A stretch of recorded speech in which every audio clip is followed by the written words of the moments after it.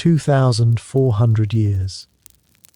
That is how long people have been quietly, and sometimes stubbornly, arguing about a story written down by a single Greek philosopher. For nearly 24 centuries, readers have returned to the same pages, asking the same question in slightly different ways. Either Plato was one of the greatest liars history has ever known, or he had access to knowledge that no one else did. Tonight, we follow the long, winding trail that stretches from ancient Athens all the way to the sterile brightness of modern scientific laboratories, tracing how this story has endured. This is the story of Atlantis, or at least, what may have happened to it. As you listen, you may already be settled somewhere familiar. Perhaps you are in a quiet room, wrapped in warm blankets, with the soft glow of a screen providing the only light. Outside, the world continues on without you. Cars pass, sirens rise and fade in the distance. The constant hum of modern life goes on unnoticed. You have clean water close at hand, food waits in the kitchen, the roof above you is solid and dependable. For a moment, hold on to that sense of comfort, because we are about to step gently into a very different world. Now imagine Athens, around the year 360, before the Common Era. The city is old, weathered by decades of war and political struggle. In a quiet garden just beyond the city walls, an elderly man sits among olive trees. His name is Plato. He is about 70 years old, which in ancient Greece is remarkable enough to be almost miraculous. Most people never live to see their 50th year, but Plato has endured. His body, once that of a strong young wrestler, is now slower and heavier, though still broad-shouldered. Even his name reflects that physical presence. Plato, meaning wide. He sits in the grove of the Academy, the school he founded nearly 30 years earlier. The Academy is not a building in the modern sense. It is a place, a sacred grove northwest of Athens, named after a long-forgotten hero called Academus. There are no lecture halls or classrooms. Instead, there are shaded paths, a gymnasium, scattered altars to various gods, and clusters of young men walking slowly as they argue about mathematics, justice, virtue, and whether the soul continues after death. Plato has guided this place since he was about 40 years old, and now, in what he likely knows are his final years, he is writing something unusual, something about a lost island, something that will refuse to be forgotten. But before we reach the words he wrote, it helps to understand the man himself. Plato was not simply a philosopher who enjoyed abstract thought. He was shaped by disappointment, by politics, and by a long series of events that did not unfold the way he had hoped. He was born into wealth, real wealth. His family belonged to the upper ranks of Athenian society. On his mother's side, they claimed descent from Solon, the great lawgiver, whose reforms once reshaped Athens. On his father's side, they traced their lineage back to the god Poseidon himself. Like most noble families of the time, this divine ancestry should be taken lightly. Many wealthy Greeks like to imagine a god somewhere in their family tree. Still, the point remains. Plato grew up surrounded by influence, expectation, and political power. His future should have been clear. He should have become a leader in Athenian public life. Instead, history intervened. When Plato was young, Athens suffered a devastating defeat in the Peloponnesian War. The city that had once stood as the pride of Greek civilization was brought low by Sparta. In the chaos that followed, power fell into the hands of a small group known as the 30 Tyrants. Among them were members of Plato's own family. His uncle, Charmides, was one of the 30. His cousin, Critias, was their leader. For 8 grim months, the 30 ruled Athens through fear. They executed roughly 1,500 citizens without trial. Property was seized. People were driven into exile.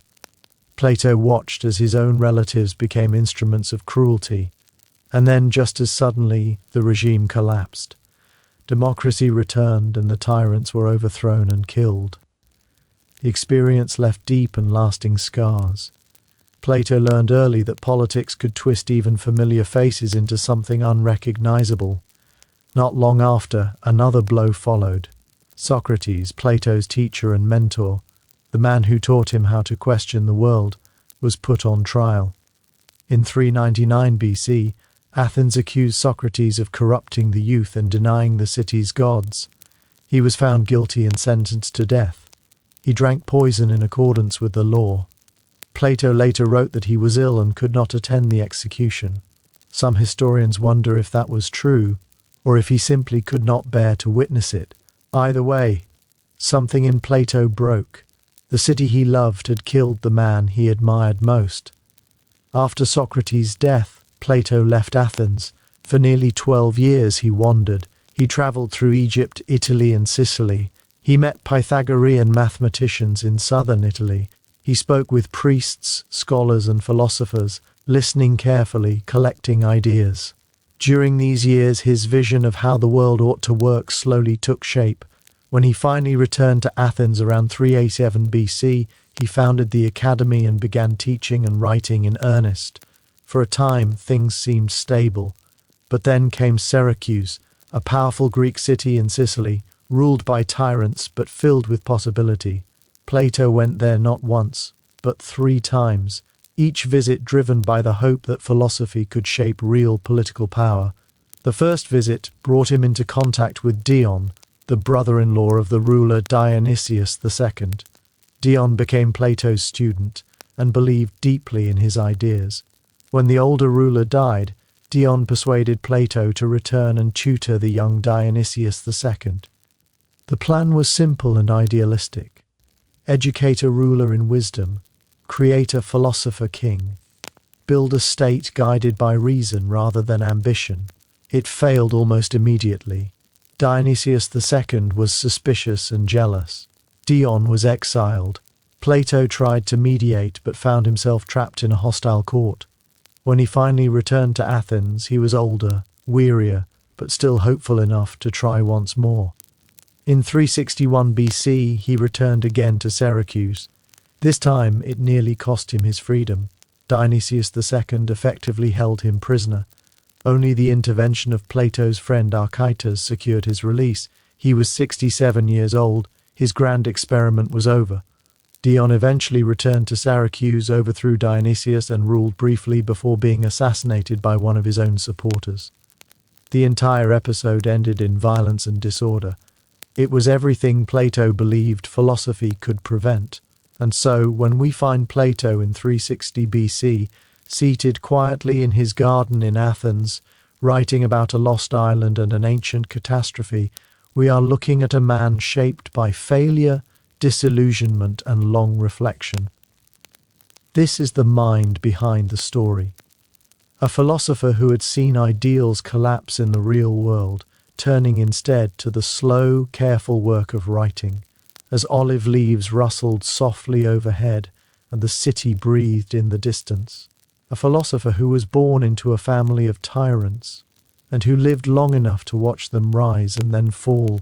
A student who saw his teacher condemned and executed by the very democracy meant to protect wisdom. An idealist who tried again and again to turn philosophy into reality, attempting 3 times to build a perfect state and failing every single time. This is the man writing now. He likely has no more than 13 years left to live. He is aware of it. And in these final years, he turns his attention to a story about a lost civilization, one that was said to have been destroyed by the gods themselves. Slowly, quietly, you can begin to see why this story mattered so much to him. The writings in which Plato tells the story of Atlantis are known as the Timaeus and the Critias. These are among his later works, probably written after his final and deeply discouraging journey to Syracuse. Even by Plato's own standards, these dialogues are unusual. Most of his works are structured as debates, conversations in which Socrates questions others about virtue, justice, knowledge, and the nature of reality. But the Timaeus and the Critias are different. They are less about argument and more about narration, less about questioning and more about telling a story, and the story they tell unfolds slowly, almost ceremonially. It begins with a gathering of 4 men. Socrates is present, along with Timaeus, Critias, and Hermocrates. They are meeting quietly, discussing ideas that have already been explored before. Socrates has described his vision of the ideal state in earlier conversations, particularly in the Republic. Now he wants something more concrete. He wants to see this ideal society placed into motion. He asks for a story, one that shows such a state not merely existing but acting. He wants to hear about the ideal city going to war. Critias responds that he has exactly such a story, and this is where the tone subtly shifts. Critias insists that what he is about to tell is not a fictional tale. He claims it is true. According to him, it is an ancient account preserved within his family, passed down carefully across generations. The story, he says, comes from his great-grandfather, who was also named Critias. That elder Critias heard it from Solon. Solon, in turn, was one of Athens' most respected lawgivers, a man who lived roughly 2 centuries earlier and laid many of the foundations of Athenian law. And Solon, Critias explains, heard the story during his travels in Egypt, when he visited the city of Sais around 590 BC. According to this chain of transmission, the story moved from Egyptian priests to Solon to the elder Critias, and finally to the Critias speaking in Plato's dialogue. What those Egyptian priests told Solon was unsettling. They claimed that the Greeks knew very little about true ancient history.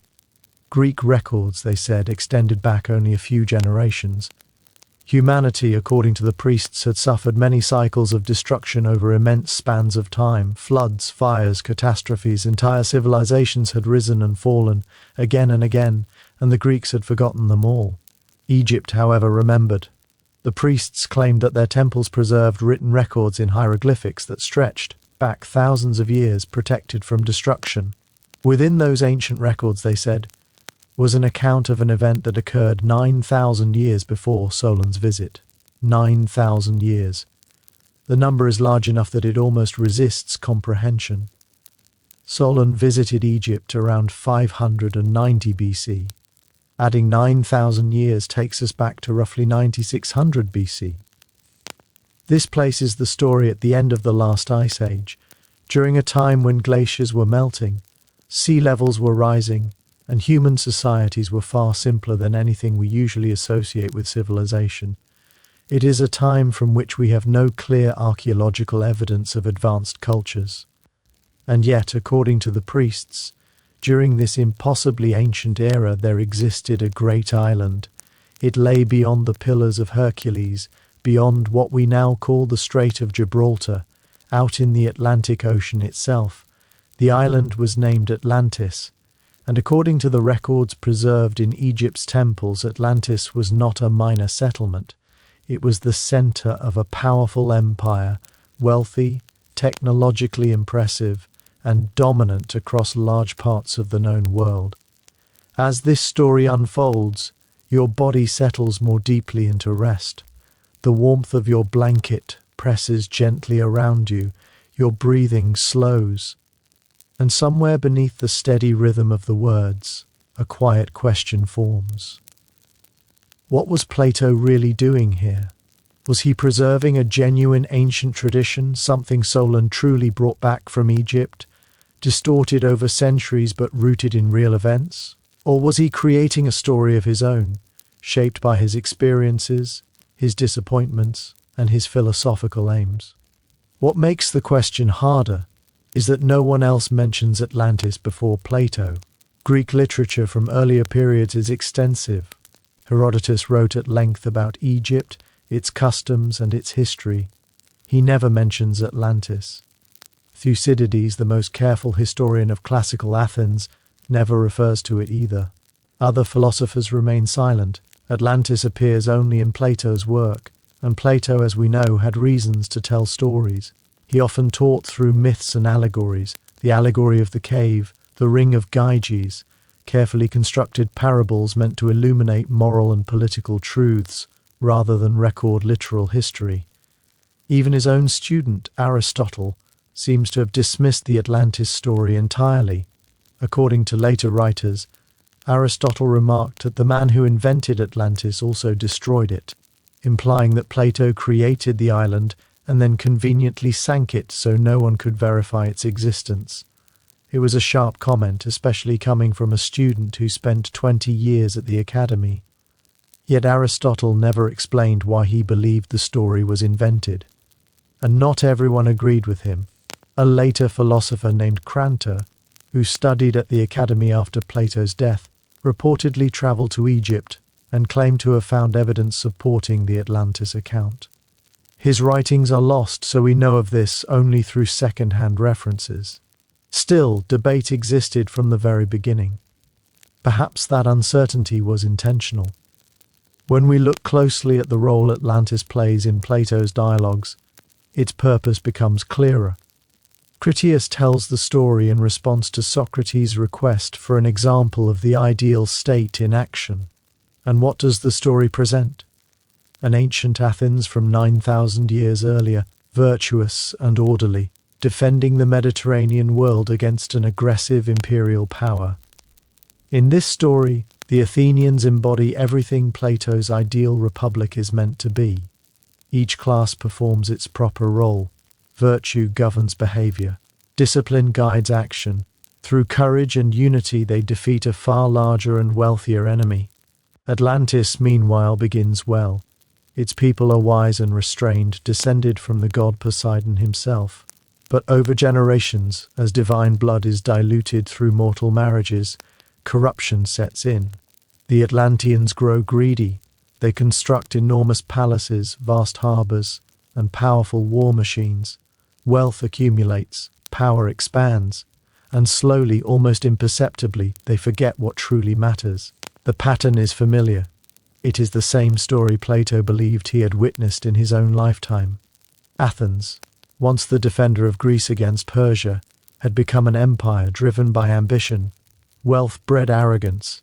Overreach led to ruin. The Peloponnesian War was the price. Atlantis, then, may not be a memory of a prehistoric civilization at all. It may instead be a mirror, a reflection of Athens itself, a quiet warning about what happens when a society abandons virtue in pursuit of power, and about how even the greatest civilizations can sink beneath the weight of their own excess.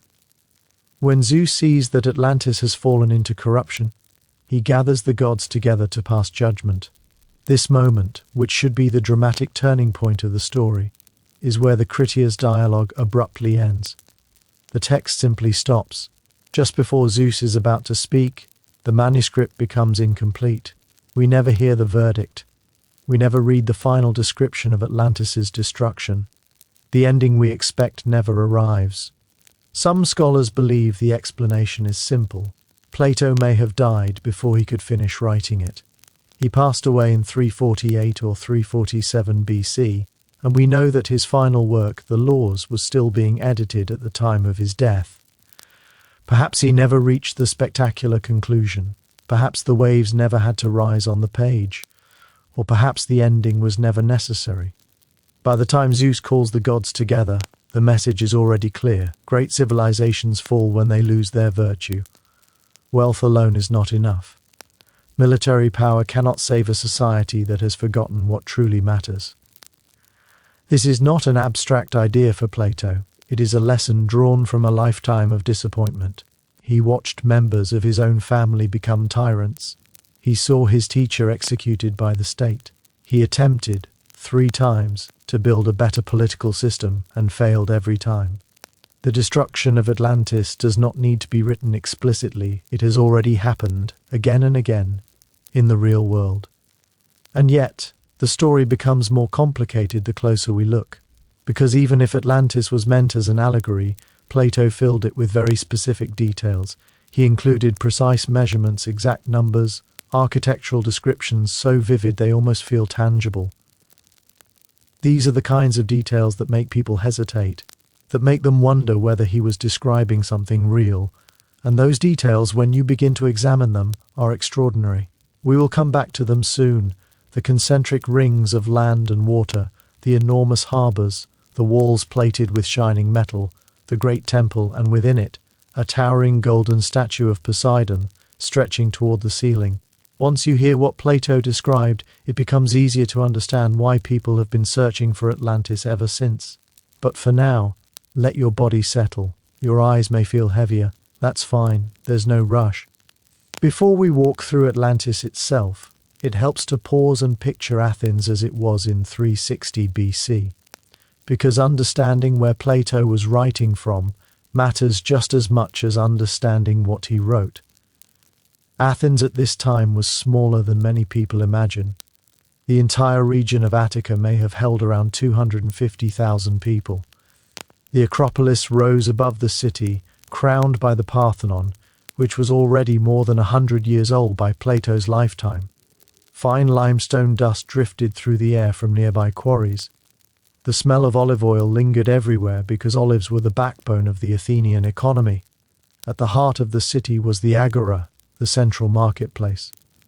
Philosophers debated there. Merchants sold their goods. Politicians argued beneath the open sky, surrounded by the heat and brightness of the Mediterranean sun. Athens had public fountains, drainage systems, temples at nearly every turn. By the standards of the ancient world, it was a marvel, but it was no longer what it had once been. Before the Peloponnesian War, Athens had stood at the center of Greek power. The Delian League, originally formed as a defensive alliance against Persia, had gradually become an Athenian empire. Tribute poured in from subject cities. That money built the Parthenon. It funded festivals, fleets, and the cultural achievements of the so-called Golden Age. Then came the collapse. 27 years of war with Sparta, a devastating plague that killed perhaps a quarter of the population, including Pericles, the city's great leader. The disastrous Sicilian expedition in 415 BC, when Athens sent a massive force to conquer Syracuse and lost almost everything. 40,000 men killed or enslaved, 200 ships destroyed. By 404 BC, Athens surrendered. The great walls were torn down, the fleet was reduced to 12 ships. The Spartans installed the 30 tyrants. So when Plato writes about an ancient Athens bravely defending the Mediterranean against an aggressive naval empire, he is writing about a version of his city that no longer exists. A memory of a golden age, before the fall, before everything went wrong. And when he writes about Atlantis growing wealthy, arrogant, and overreaching, he is describing what Athens itself became in the years leading up to its defeat. The parallel is almost too clear to ignore. You can imagine Plato there in his garden, an old man who has watched everything unravel, his family destroyed by politics, his teacher killed by the democracy, his attempts to build something better crushed in Syracuse. And now he writes a story about how civilizations die, not always from external enemies. The ancient Athenians defeat Atlantis after all, but from internal decay, from losing sight of wisdom, from allowing greed and ambition to replace virtue. Perhaps that is the true message of Atlantis. Not that there was literally an island swallowed by the Atlantic Ocean, but that every society carries within itself the seeds of its own destruction. These are heavy thoughts for a bedtime story. It's okay if your breathing has slowed by now, if the weight of the day is easing out of your muscles. That's exactly as it should be, because this story is only beginning.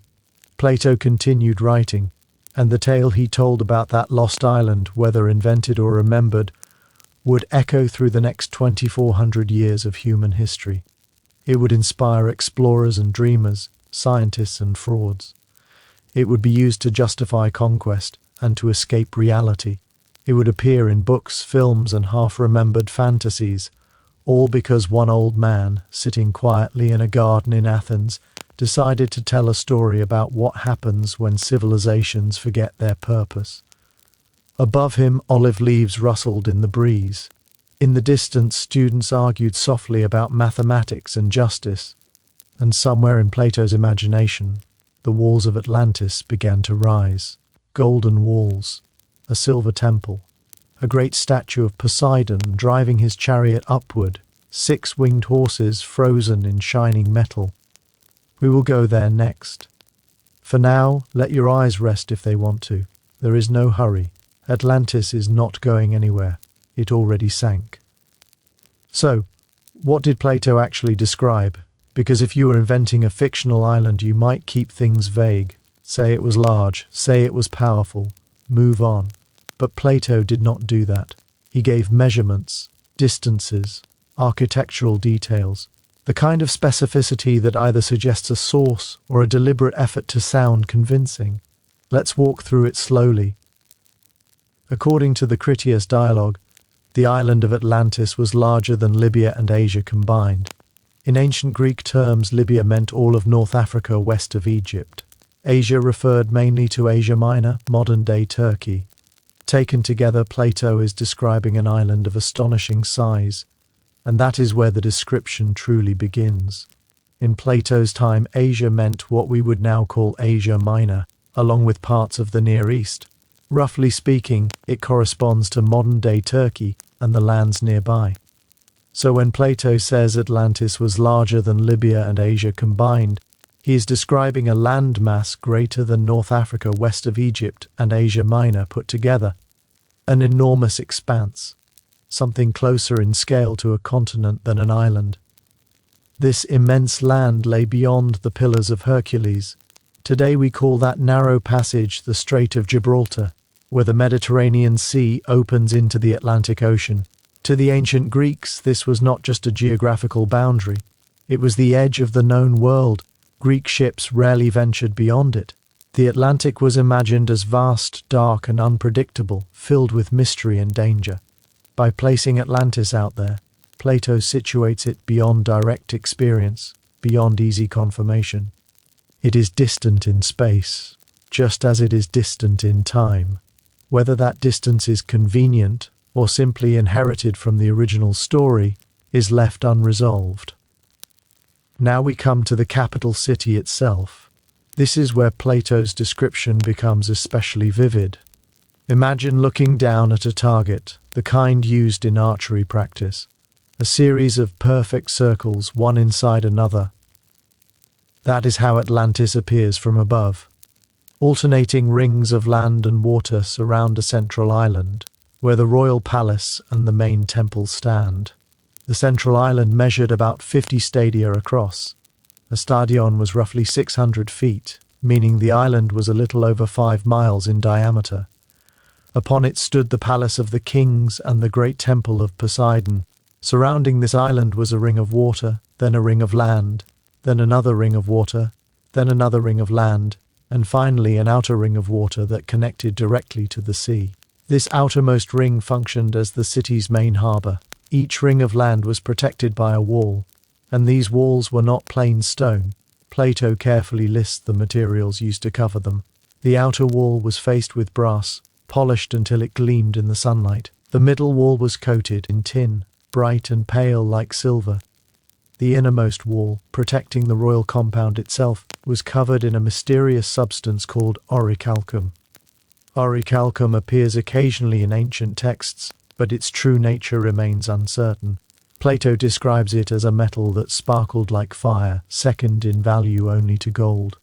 Some scholars believe it may have been a copper-gold alloy, a particularly refined bronze. Others suspect it was entirely mythical. Either way, imagine the effect. At sunset, these walls, brass, tin, and glowing metal, would reflect light across the harbour. Ships approaching from the sea would see a radiant city rising from the water, dazzling and imposing, beautiful and intimidating all at once. The harbour itself was vast. Plato claims it could accommodate more than 1,000 ships, merchant vessels, warships, ships coming and going constantly. Dockyards were carved directly into the rock. Roofed structures protected the vessels from sun and storm. Everything was organized, efficient, and massive. It was an ancient military and commercial center, engineered not just for power, but for display. The rings of water were not merely decorative moats. Plato explains that tunnels connected them, wide enough for ships to pass through. A vessel could sail from the outer harbour through the concentric canals all the way to the central island without ever leaving the water. This implies an extraordinary level of engineering. Tunnels carved through solid rock, controlled water flow, structural stability. For Bronze Age technology, it seems nearly impossible. and yet Plato describes it calmly, precisely, as though he were reading from a set of plans. At the very center stood the Temple of Poseidon. It was enormous, 600 feet long, 300 feet wide, and proportionally tall. The exterior was covered entirely in silver, except for the pinnacles, which were plated in gold. Inside stood a statue of Poseidon himself, fashioned entirely of gold, driving a chariot pulled by 6 winged horses. The statue was so large it nearly touched the ceiling. Around Poseidon were 100 nereids, sea nymphs riding dolphins. The entire scene rose upward through the dim interior of the temple, shimmering in gold and shadow. At the base of the statue stood golden figures of the 10 original kings of Atlantis and their queens. Each king represented one of Poseidon's 10 sons, who had divided the island among themselves at the beginning of Atlantean civilization, a dynasty preserved in metal, frozen in a moment of idealized order. The temple grounds extended far beyond the building itself. There were hot and cold springs, carefully channeled into baths reserved for the kings, and separate baths for ordinary citizens. Gardens and sacred groves surrounded the area. There were training grounds for men, and even separate facilities for horses. Plato mentions these horse exercise areas specifically, not just stables, but places designed for training and conditioning. It is an oddly precise detail, and almost charming in its way. But the tone shifts when Plato turns to the military. Here, he provides exact numbers. And those numbers are staggering. 60,000 officers, 120,000 hoplites, heavily armored infantry, 180,000 archers, another 180,000 slingers, 300,000 javelin throwers and stone throwers, 240,000 cavalry, 60,000 war chariots, and a navy of 1,200 ships, each carrying 200 men. Altogether, this suggests an army of more than 1 million soldiers. To support such a force would require a civilian population in the tens of millions. For comparison, the entire population of Athens in Plato's lifetime may have been around 250,000. The whole Greek world perhaps numbered 3 million people. Atlantis, as Plato describes it, dwarfs them all. Where did such numbers come from? How were these people fed, trained, and equipped? Plato provides an answer. The agricultural system. The main plain of Atlantis was a vast rectangular expanse, 3,000 stadia long and 2,000 stadia wide, roughly 340 miles by 230 miles. It was surrounded by mountains that sheltered it from harsh northern winds. These mountains were forested and snow-capped, providing timber and water. Across this plain, the Atlanteans built an extensive canal network. The main canal was 300 feet wide, 100 feet deep, and over 1,000 miles long. It connected the capital directly to the sea, cutting straight across the plain. From this main artery, smaller canals branched outward in a grid pattern. These channels irrigated the fields and carried timber down from the mountains. Plato tells us the land produced 2 harvests each year, one fed by winter rains, the other sustained by summer irrigation. The description resembles a perfectly managed agricultural machine. Orderly, productive, vast. It sounds almost like an ancient version of a modern farming valley, scaled up to mythic proportions. Imagine standing at the edge of that plain. Behind you, mountains rise, cool and forested. Ahead of you, flat farmland stretches to the horizon. Every few miles a canal cuts through the earth. Blue water glints in the sunlight. The land is quiet, organized, and endlessly productive. And this, according to Plato, was the foundation that supported Atlantis's power. Boats moved slowly through those channels, their hulls heavy with grain and freshly cut timber. The water was calm, guided carefully by stone banks and measured slopes. Along the canals, workers walked at an unhurried pace, guiding animals, checking gates, doing the same tasks their parents and grandparents had done before them. In the distance, thin columns of smoke rose into the sky from forges and workshops, where metal was shaped and repaired. The steady sound of hammering carried faintly on the wind, and if you looked south toward the sea, you could just make out the distant gleam of the capital. The walls of bronze, tin, and orichalcum caught the light and reflected it back like a signal, bright but far away. Most of the people living on that vast plain probably did not spend much time thinking about philosophy or virtue. They were farmers, laborers, craftspeople. They focused on their crops, their animals, their families. They paid their taxes to the 10 kings and hoped, quietly, that no war would come their way. Throughout history, most people have wanted the same simple things: to survive, to raise their children, to leave behind something small but meaningful for the next generation. Questions about gods, empires, and the fate of civilizations were usually left to priests, rulers, and thinkers. But the decisions made at the top shaped the lives of everyone below. Plato tells us that Atlantis possessed extraordinary natural wealth. Forests thick with timber stretched across the island. Mines yielded metals of every kind, including the strange and valuable orichalcum. Elephants roamed the countryside.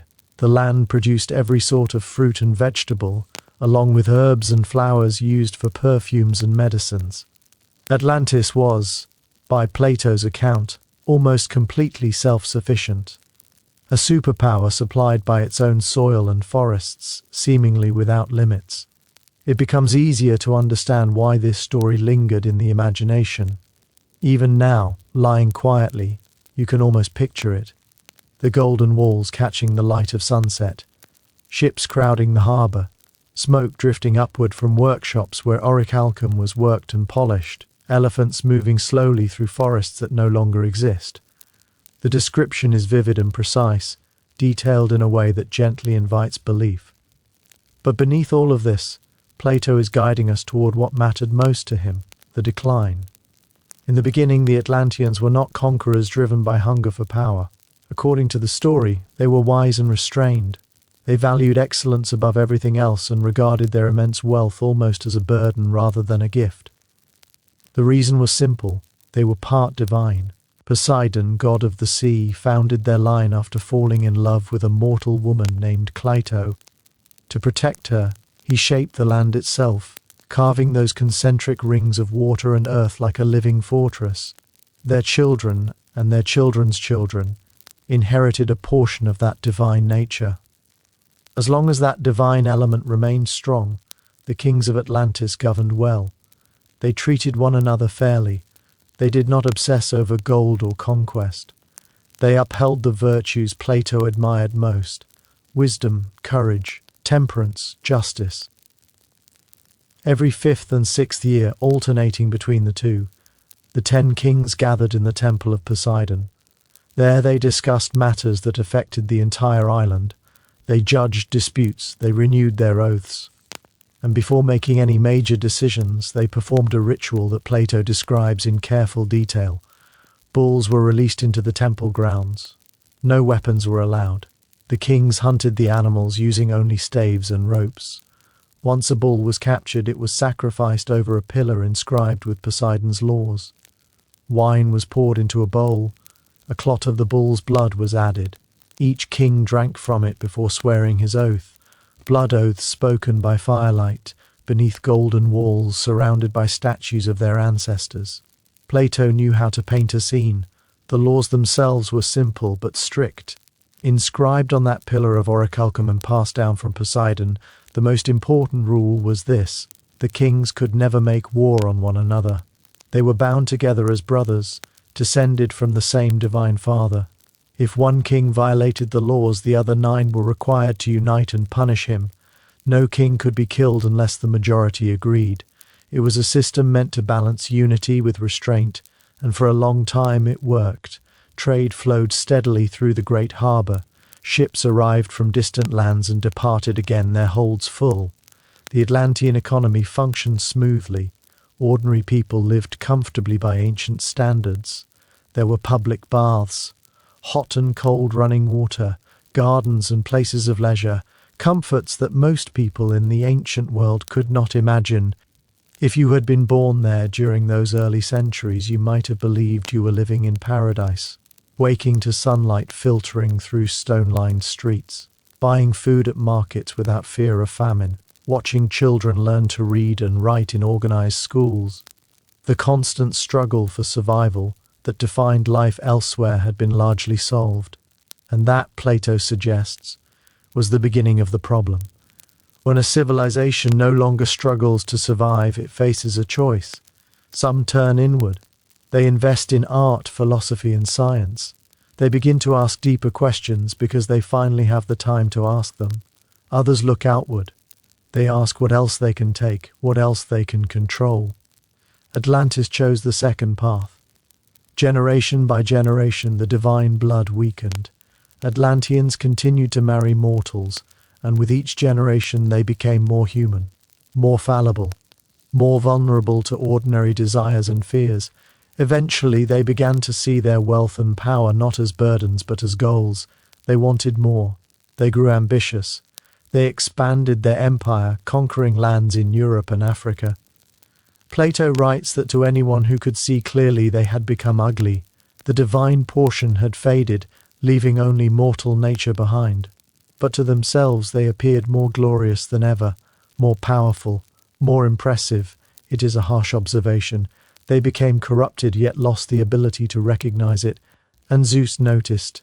The king of the gods looked down upon Atlantis and saw a great civilization decaying from within. He saw rulers who had forgotten the source of their authority. He gathered the other gods together to pass judgment.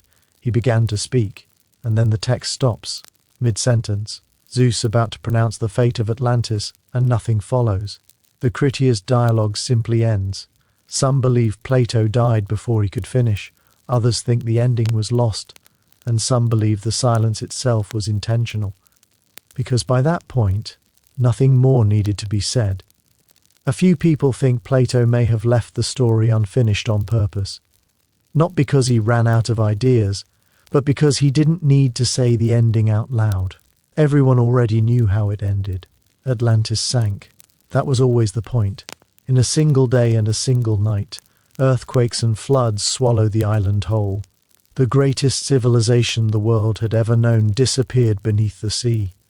Where cities and temples once stood, the ocean rolled in, thick with mud and debris, impassable and silent.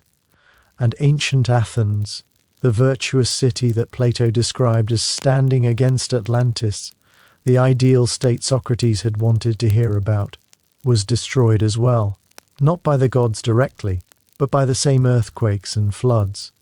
The same catastrophe that sank Atlantis also erased ancient Athens from the world. Both cities were taken by the same forces, indifferent and unstoppable. That, Plato explains, is why there were no Greek records of the war. According to the story, everyone who remembered it died. Only Egypt, protected by distance and by the steady flow of the Nile, preserved the memory. So both civilizations vanished. The corrupt and the virtuous, the conquerors and the defenders, side by side, erased together. It makes you wonder what Plato was really trying to say. Your eyelids might be growing heavier now, that's fine, you don't need to resist it. Let them close if they want. Imagine the waters rising. Picture the golden walls slipping beneath the surface, the temple of Poseidon filling slowly with salt water, the statue of the god fading into darkness, all that wealth, all that power, the armies, the ships, the elephants, gone in a single day and night. For more than 2,400 years, people have tried to find Atlantis again. Some became heroes, some became laughingstocks, some went broke chasing shadows across the Atlantic, others made fortunes selling books about those same shadows. We'll meet them all eventually. The believers and the skeptics, the scholars and the crackpots, scientists with sonar equipment, mystics with crystal balls. But first, we need to see what happened to Plato's story after he died, because for a very long time almost nobody cared. The greatest mystery of the ancient world was largely forgotten for nearly 1,500 years. It slipped quietly into the background of history. How does something like that happen? We'll find out. But for now, let your body sink a little deeper into the mattress. Feel the weight of your blankets, the darkness behind your eyes, There's something peaceful about water, once you stop fighting it, once you let yourself go. The Atlanteans didn't have that peace. The earthquakes probably came first. A deep, terrifying rumble rising from below. Cracks spreading across those perfectly planned streets. The bronze, tin and orichalcum walls groaning as the ground shifted beneath them. And then the water came. Not slowly, not gently. A wall of ocean sweeping across the vast plain, flooding the grid of canals in moments. The 1,000 ships in the harbour tossed like toys. The temple of Poseidon, built to honour the sea god, drowning beneath the waves of the god himself. How long did it take? Plato says a day and a night. 24 hours to erase everything, every palace, every street, every elephant, every record of who they were and what they had done. Simply gone. The survivors of ancient Athens, watching from across the Mediterranean, wouldn't have understood what they were seeing. Maybe a distant storm, strange waves, and then nothing. Atlantean ships stopped arriving, trade routes fell silent, and eventually the earthquakes reached them too, both civilizations extinguished by the same disaster. And here's the part that lingers. Plato says the sea where Atlantis sank became impassable, clogged with mud and debris. For centuries afterwards, sailors couldn't cross it. That's why nobody found the ruins. That's why the Greeks forgot. That's why only Egypt, far inland and sheltered by the Nile, remembered. It's a convenient explanation, but also a complete one. Plato accounted for everything: the missing evidence, the lost memory, the Egyptian source. Either he was covering his tracks brilliantly, or he was telling a story he believed was true. Atlantis, if it ever existed, lies somewhere beneath deep water, buried in mud and silence. And we've got all night to look for it. Plato died around 348 BC. He was buried in his garden at the Academy, among the olive trees, where he spent his final years writing about ideal states and lost civilizations. His nephew Speusippus took over the school. Students continued arguing about mathematics and justice. Life went on. For a while, people talked about Atlantis. Quietly, in small circles. Philosophers debated it, picked it apart, discussed what Plato might have meant. And the strongest critic was someone who knew Plato better than almost anyone else. Aristotle. Aristotle studied at the Academy for 20 years. He arrived when he was 17 and stayed until Plato died. That's a long time to sit beside someone, listening to their ideas, watching them work. By the end, Aristotle probably knew Plato's habits better than anyone alive. And he didn't believe the Atlantis story. According to later writers, Aristotle dismissed it with dry humor. He supposedly said something like, "He who invented it also destroyed it," meaning Plato made up the island and then conveniently sank it where no one could check. It's a sharp remark. The ancient version of pictures, or it didn't happen. What's interesting is that Aristotle never explained himself. He didn't write a detailed rebuttal. He didn't list contradictions or historical problems. He simply waved it away. That leaves us guessing. Did Aristotle know something we don't? Did Plato admit it once, late at night in the Academy gardens? Or was Aristotle just being skeptical, dismissing anything that sounded too much like myth? We'll never know. Aristotle's comment survives only in fragments, quoted by writers centuries later. The context is gone, the tone is gone, all that remains is that one cutting line. And Aristotle's skepticism carried weight. After all, this was Aristotle we're talking about. The man who would one day tutor Alexander the Great. The founder of formal logic as we know it. A thinker whose ideas shaped Western thought for nearly 2,000 years. When Aristotle said something wasn't real, people tended to listen. His reputation carried weight, and his skepticism lingered long after his lifetime. Not everyone agreed with him, though. There was another philosopher named Crantor. He studied at the Academy after Plato's death, under Xenocrates, and according to later sources, Crantor took the Atlantis story seriously, very seriously. He supposedly traveled to Egypt, spoke with priests at Sais, and claimed he found evidence supporting Plato's account. Columns, inscribed with ancient records, matching the story Plato had told. On the surface, it sounds exciting. Proof, finally, something solid. But Crantor's work is completely lost. We only know about his investigation because later writers mentioned it centuries afterward. And those writers were often quoting other writers who were themselves relying on memory. It's like a long game of telephone stretched across 500 years. Did Crantor really go to Egypt? Did he really see those columns? Or did someone later invent the story to support their own belief in Atlantis? There's no way to know. The sources we'd need to check were swallowed by time.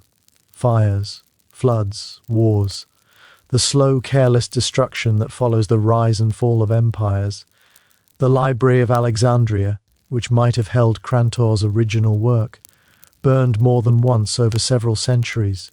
Each fire erased texts that could never be replaced. So we're left with fragments, hints, rumors. And here's the strange part. After that early burst of debate in the decades following Plato's death, interest in Atlantis simply faded. Think about that for a moment. This was a story about a lost superpower, golden temples, advanced engineering, and a million-man army. A civilization that supposedly ruled vast parts of the known world before being destroyed by the gods themselves. By all rights, it should have been endlessly retold, the ancient equivalent of a blockbuster franchise. But nobody wrote sequels. The great historians of antiquity barely mentioned it. Herodotus had died before Plato wrote the dialogues, so he never had a chance to comment. But Thucydides, Xenophon, Polybius, Livy, major historians writing centuries later, none of them devoted serious attention to Atlantis. Why not? Part of the reason was probably Aristotle's influence. If the most respected philosopher of the age dismissed the story as fiction, that alone would have discouraged investigation. Why waste time chasing something your intellectual hero had already waved away? Another reason may have been the way Plato told the story. Atlantis wasn't presented as a straightforward historical account. It was buried inside philosophical dialogues, layered with hearsay. Critias heard it from his grandfather heard it from Solon heard it from Egyptian priests. That's a lot of distance between the reader and the events themselves. If you wanted adventure, there were easier options. The Iliad, the Odyssey, stories of Hercules. No one needed to dig through Plato's philosophical lectures to find excitement. And then there was the real world. The centuries after Plato's death were anything but peaceful. Alexander the Great conquered everything from Greece to India, then died young, leaving his empire to tear itself apart. His generals divided the world among themselves. Wars followed wars. Kingdoms rose and collapsed. Cultures blended into the vast Hellenistic melting pot. And then Rome arrived. The Romans were practical people, engineers, lawyers, soldiers. They admired Greek culture, but they focused on what was useful: architecture, art, rhetoric, law. Plato's ideas about ethics and ideal states survived. His story about a lost island beyond Gibraltar didn't offer much practical value. There was a geographer named Strabo, writing around the time of Augustus, maybe 50 years before Christ. He mentions Atlantis in his massive work on geography. His tone is cool, almost dismissive.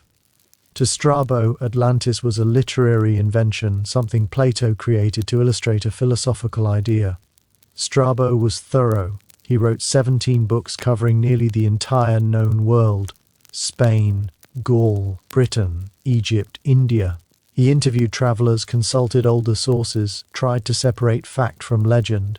And when he reached Atlantis, he shrugged. "The poet made it disappear," he wrote.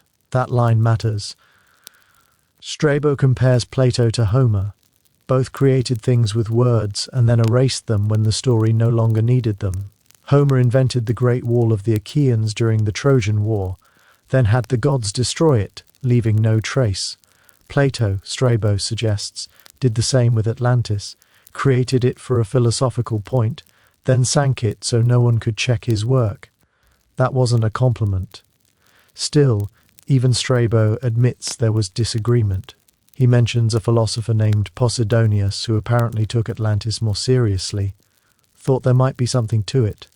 The passage is frustratingly vague, like someone recalling a half-remembered argument from a dinner party years ago, but it shows that the debate never fully disappeared. By Roman times, though, Atlantis had become a footnote, a curiosity, something philosophers might argue about over wine, but nothing anyone was mounting expeditions to find. And then Christianity arrived. That changed everything. Not because Christians cared about Atlantis. Most early Christian writers had no interest in pagan legends from Plato. They had larger concerns: defining doctrine, surviving persecution, converting the Roman Empire. But Christianity brought a new way of understanding history. A sacred timeline, a beginning, a middle, and an end. Creation, as calculated from Scripture, placed the world's origin around 4000 BC. Adam and Eve, the Garden of Eden, the generations leading to Noah, the flood, and the repopulation of the earth afterward. In that framework, there wasn't much room for forgotten global superpowers that had risen and fallen outside the biblical narrative. Lost civilizations didn't fit easily into a history guided by divine purpose and recorded in sacred text. And so Atlantis drifted further into silence. Quiet, almost forgotten, waiting beneath layers of time like something sunk far below the surface, undisturbed, unseen. That biblical framework was very specific, precise, and it left no room for a massive island empire existing 9,000 years before Solon. If you believe the Bible was literally true, and most Christians did, then Plato's timeline simply didn't work. There just wasn't enough time. According to biblical calculations, the world was created around 4000 BC. Noah's flood followed roughly 1,000 years later. That gives you a very narrow window of early human history. Now try to fit Atlantis into that. Plato said the island existed 9,000 years before Solon's visit to Egypt. That places Atlantis around 9600 BC. Nearly 5,000 years before creation itself, according to Genesis. The numbers don't just conflict, they completely collapse. You can't make them work unless you discard either Plato or Genesis. And nobody was discarding Genesis. Some Christian thinkers did try to smooth things over. Maybe Plato misunderstood the Egyptian priests. Maybe the numbers were symbolic. Maybe the Egyptians used a different calendar system. Maybe the story had been distorted over centuries of retelling. A few suggested Atlantis existed after the flood somehow, squeezed into the margins of biblical history. But these were fringe opinions. For most people, the simplest explanation was the most comfortable one. Plato made it up. Augustine of Hippo, one of the most influential Christian thinkers in history, barely mentions Atlantis at all. Augustine admired Plato deeply. He borrowed heavily from Plato's ideas about the soul, truth, and the nature of good, weaving them into Christian theology. But the island story? He had no interest. When your focus is salvation, eternity, and the fate of the soul, ancient geographical puzzles feel small, distracting, irrelevant. And then the Western Roman Empire fell. Around 476 AD, the last emperor was deposed by a Germanic chieftain. The complex machinery of Roman civilization began to grind to a halt. Cities shrank, roads crumbled, trade networks collapsed. The systems that had kept books circulating and scholars debating slowly unraveled. We call this period the Dark Ages, though historians dislike the term now. It wasn't complete darkness, not everywhere. Monasteries preserved learning. The Byzantine Empire endured in the East. Islamic scholars would soon begin translating and safeguarding Greek texts. But in Western Europe, life became smaller, harder, more fragile. Picture a monastery in Ireland in the 7th century. Stone walls, cold rain tapping against small windows. A monk hunched over a wooden desk, copying a manuscript by candlelight. His fingers are stiff from the cold. The ink thickens in the air. He's copying words he barely understands, written in a language that isn't his own, because his abbot told him to. That's how knowledge survived, one tired monk at a time. The great libraries of Rome were gone. Public education had collapsed along with the empire. If you wanted to read Plato, you needed to find a monastery that owned a copy, convince them to let you see it, and hope the manuscript hadn't rotted, burned, or been scraped clean for reuse. Books were expensive. Parchment came from animal skins. A single Bible might require the hides of 200 sheep. When writing material costs that much, you don't waste it on pagan legends about sunken islands. Philosophical debate became a luxury. People were too busy surviving. Viking raids from the north, plagues sweeping through villages, feudal lords fighting over narrow strips of land, and the books, slowly, quietly, they began to disappear, not through some grand conspiracy, just neglect. Manuscripts rotted in damp rooms, fires destroyed collections, parchment was scraped clean and reused because fresh materials were scarce. Plato's dialogues were lucky, in a way. Some were important enough to keep copying. The Republic, the Symposium, texts that seemed useful to Christian thinkers. But Timaeus, the dialogue that introduces Atlantis, survived only in part. A scholar named Chalcidius translated about half of it into Latin in the 4th century.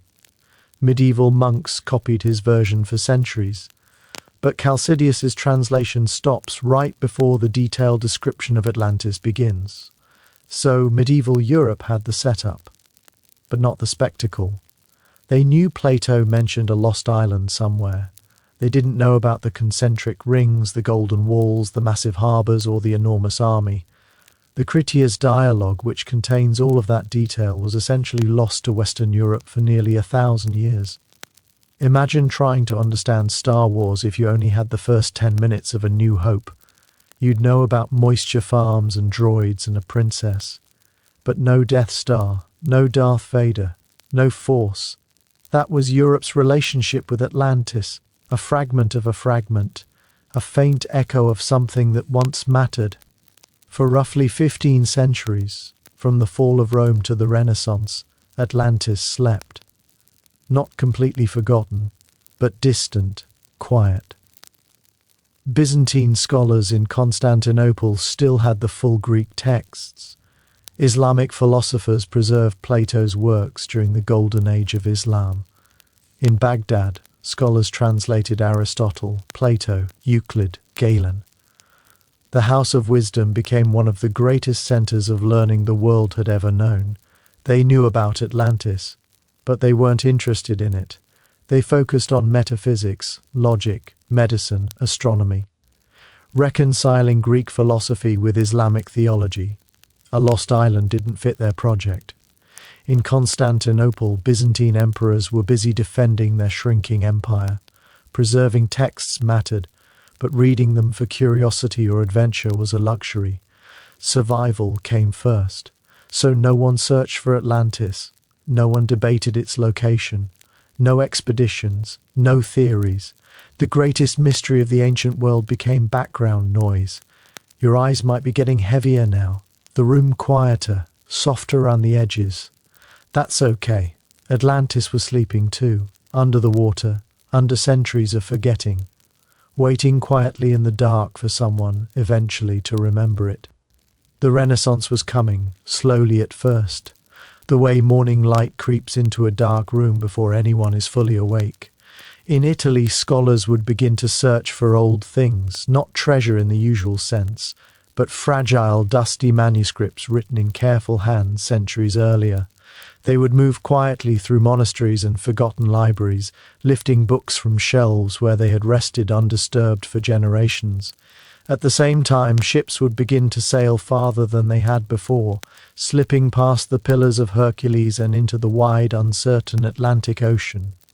Explorers would encounter lands that no one in Europe realized were there, coastlines that didn't match the old maps, places that seemed to belong more to imagination than to history. And when these lands were found, some would remember a strange story from Plato, the tale of an island beyond Gibraltar, a powerful civilization that had vanished beneath the sea. They would wonder, gently and without answers, if this might be it, if these new lands were fragments of something lost long ago. The search was about to begin again, but for now, in the quiet centuries after the fall of Rome, Atlantis rested. The golden temple lay filled with silt, its sharp edges softened by time. The concentric rings that once organized the city collapsed slowly into layers of sediment, settling into the seabed. The orichalcum walls, if they had ever existed at all, corroded silently in salt water and darkness. Above the surface, generations lived ordinary lives. They were born, they worked, they aged, and they died, never knowing what might lie beneath the waves. Some mysteries need time. They need the world to catch up to them. Atlantis had plenty of time, and so do you. Let your breathing slow. Let the darkness gather gently around the edges of your thoughts. We'll return to the story later, when Europe wakes up and starts looking for lost things again. There is more. There is always more. But for now, just rest. Constantinople fell on a Tuesday, May 29, 1453. The Ottoman cannons had been pounding the walls for weeks, their sound echoing endlessly across the city. The largest of them was a massive weapon built by a Hungarian engineer, a cannon so large it could fire stone balls weighing more than half a ton. Each shot took hours to prepare, careful and deliberate, but when it struck, entire sections of wall simply disappeared. The last Byzantine emperor, Constantine She, could see how it would end. His city had survived many sieges before. Arab sieges, Bulgarian sieges, even one by his own ancestors during the Fourth Crusade. But this time was different. The Ottomans had everything they needed: sheer numbers, powerful artillery, and a sultan who was young, ambitious, and completely determined to take the city. Constantine died fighting in the streets. His body was never positively identified. Some stories say he was buried where he fell, swallowed by the chaos of battle. Others claim the Ottomans displayed his head as proof of victory. The truth blurred and dissolved in the confusion, and with him died the last direct connection to ancient Rome. But endings are rarely just endings. More often they are beginnings that don't announce themselves. As the city fell, scholars gathered what they could carry: manuscripts, scrolls, books that had been sitting quietly in Byzantine libraries for 1,000 years. They loaded them onto ships and fled west toward Italy, where wealthy merchants might pay for ancient knowledge. They were saving words, ideas, fragments of the past that might otherwise disappear. Among those rescued texts were complete copies of Plato's dialogues, not just fragments preserved by medieval monks, not only the Republic or a shortened version of the Timaeus. This was everything, including the Critias, with its detailed description of golden walls, concentric rings, and orichalcum that shimmered like fire. For the first time in over a millennium, Western Europeans could read exactly what Plato had written about Atlantis, and this happened at a moment when Europe itself was waking up. The Renaissance was no longer a quiet whisper. Italian cities were growing rich through trade. Bankers and merchants were spending money on art, architecture, and ancient learning. There was a hunger for the classical world, for anything connected to Greece and Rome. Education meant knowing the old texts, knowing where ideas came from. This is where Cosimo de' Medici enters the story. Cosimo was one of the richest men in Europe. He ran the Medici Bank from Florence and controlled the city without ever holding an official title. Power, in his case, was quiet and constant, and he had a hobby that would quietly change history. He collected books, not just any books, but Greek manuscripts. The older and rarer they were, the better. He hired agents to search the Mediterranean for texts. When Byzantine refugees arrived carrying ancient scrolls, Cosimo bought them. Slowly, carefully, he built a library that would become one of the greatest in the world. In 1462, one of those refugees brought Cosimo something extraordinary, a complete copy of Plato's works. Cosimo was old by then, and ill. He knew he didn't have much time left. He wanted to read Plato before he died, not in fragmented Latin summaries, but in the original Greek, or as close as possible. There was a problem, though. Cosimo's Greek wasn't strong enough, so he hired a translator, a young scholar named Marsilio Ficino. Ficino was ideal for the task, a brilliant linguist, deeply interested in philosophy, and utterly devoted to the Medici family who supported him. Cosimo installed Ficino in a quiet villa outside Florence and gave him simple instructions. Translate everything: the Republic, the Symposium, the Phaedo, with its calm arguments for the immortality of the soul, the Laws with its careful outline of an ideal society, and yes, the Timaeus and the Critias, with their strange and ancient tale of a lost civilization. Ficino did more than translate. He added explanations and commentaries.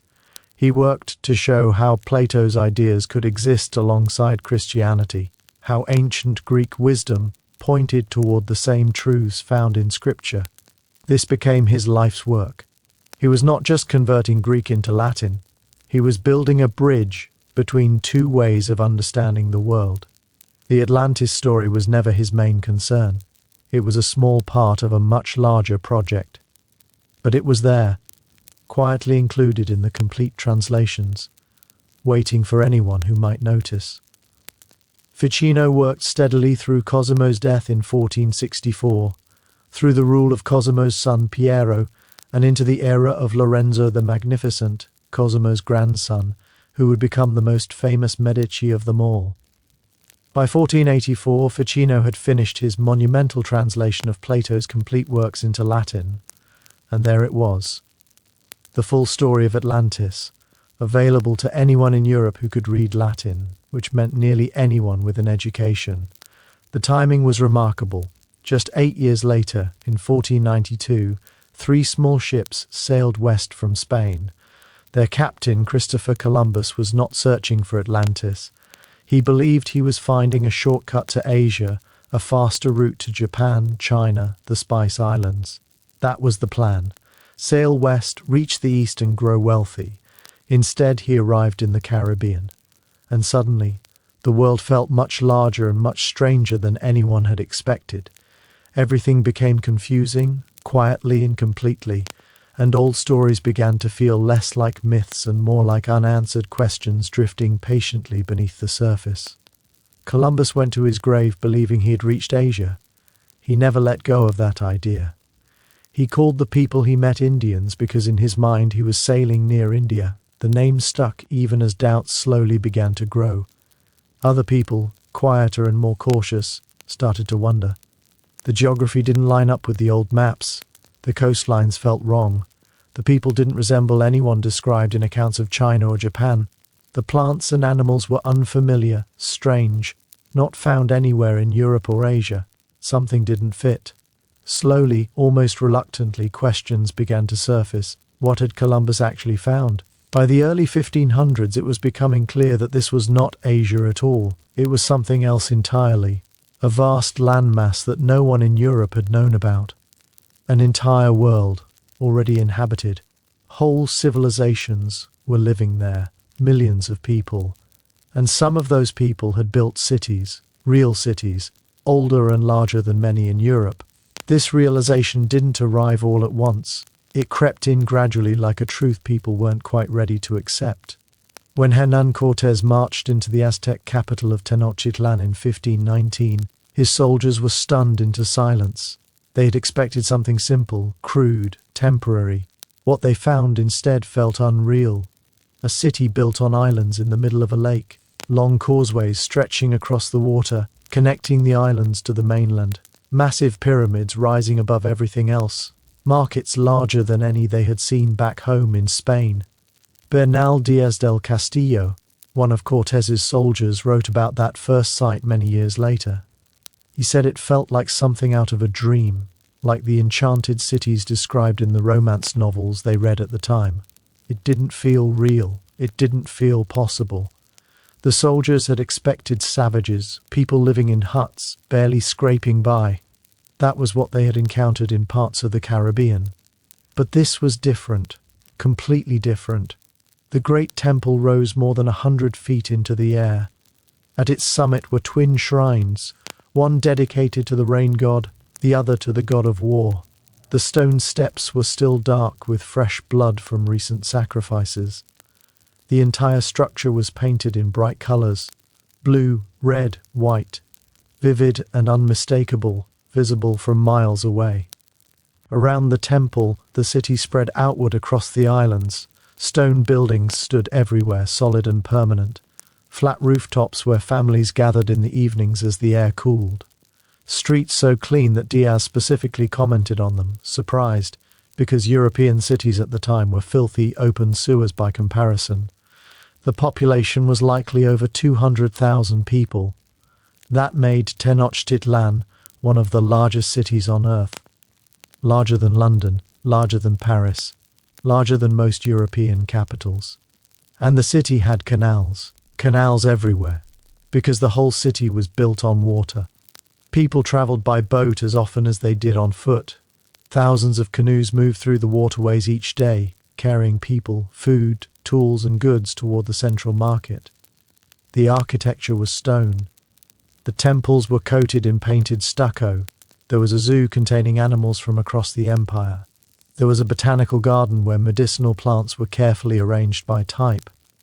Aqueducts carried fresh water from springs on the mainland because the lake water itself was too salty to drink.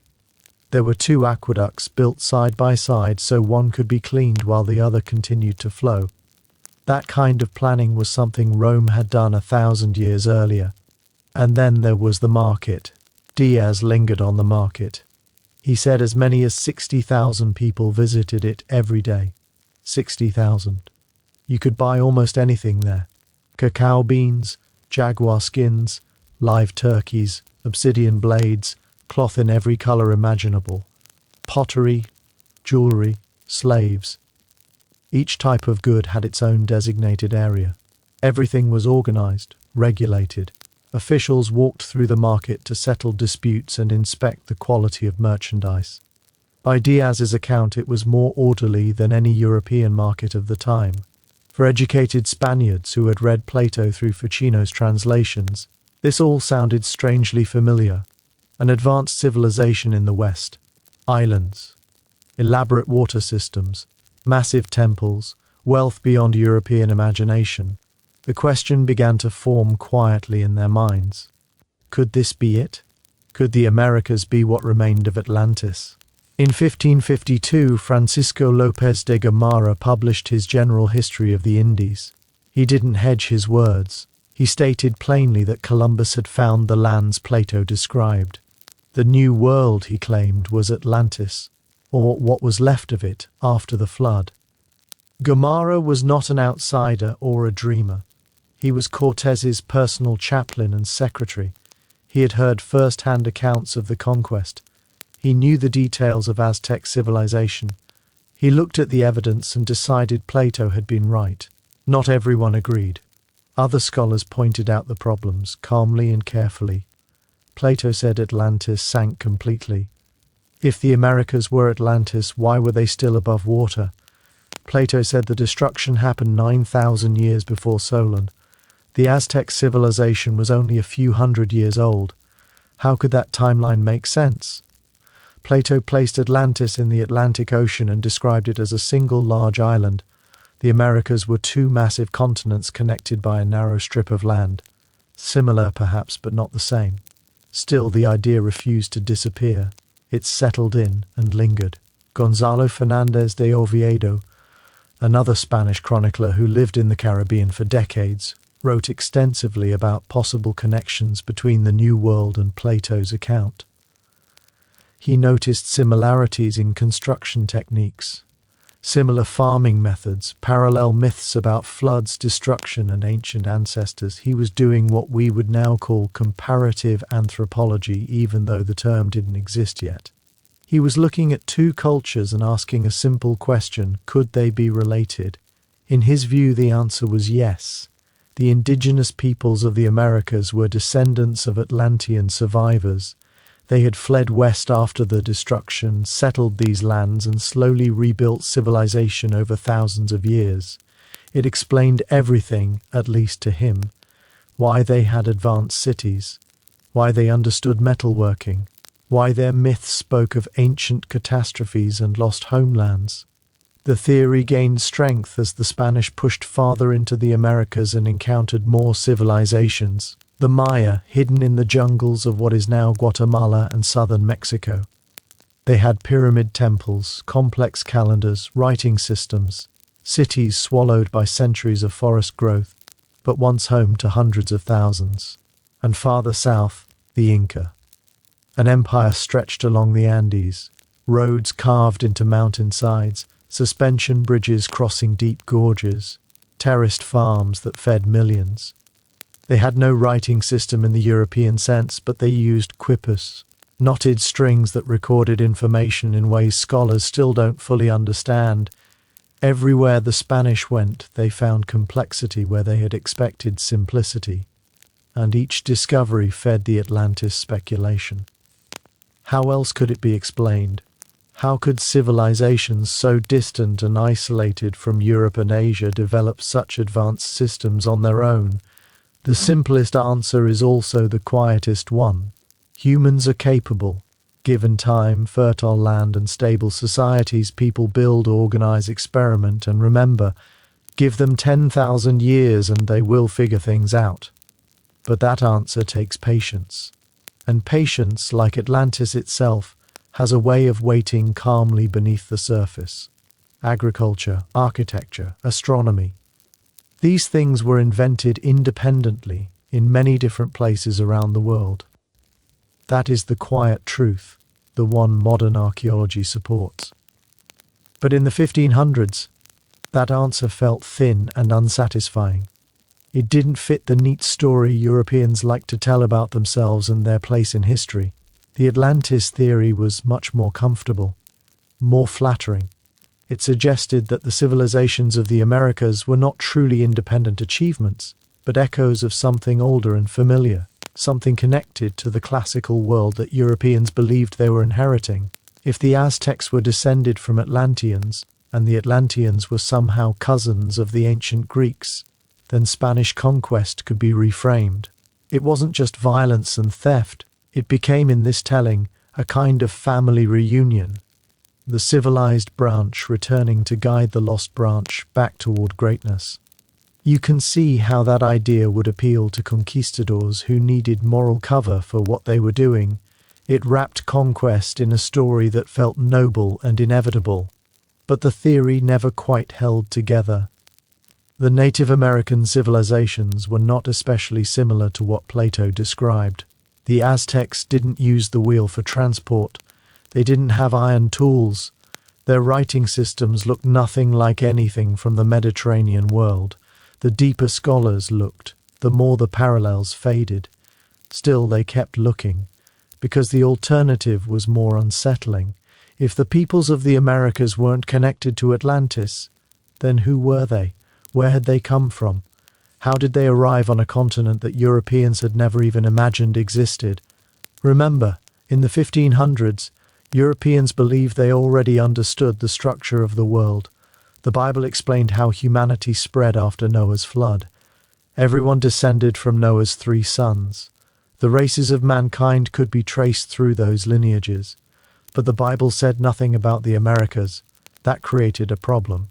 Either the Native Americans descended from one of Noah's sons and somehow crossed the ocean, or the Bible was incomplete, that God had forgotten to mention entire continents of people.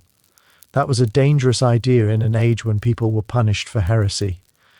Atlantis offered a convenient solution, a kind of bridge, a stepping stone that once connected the old world to the new.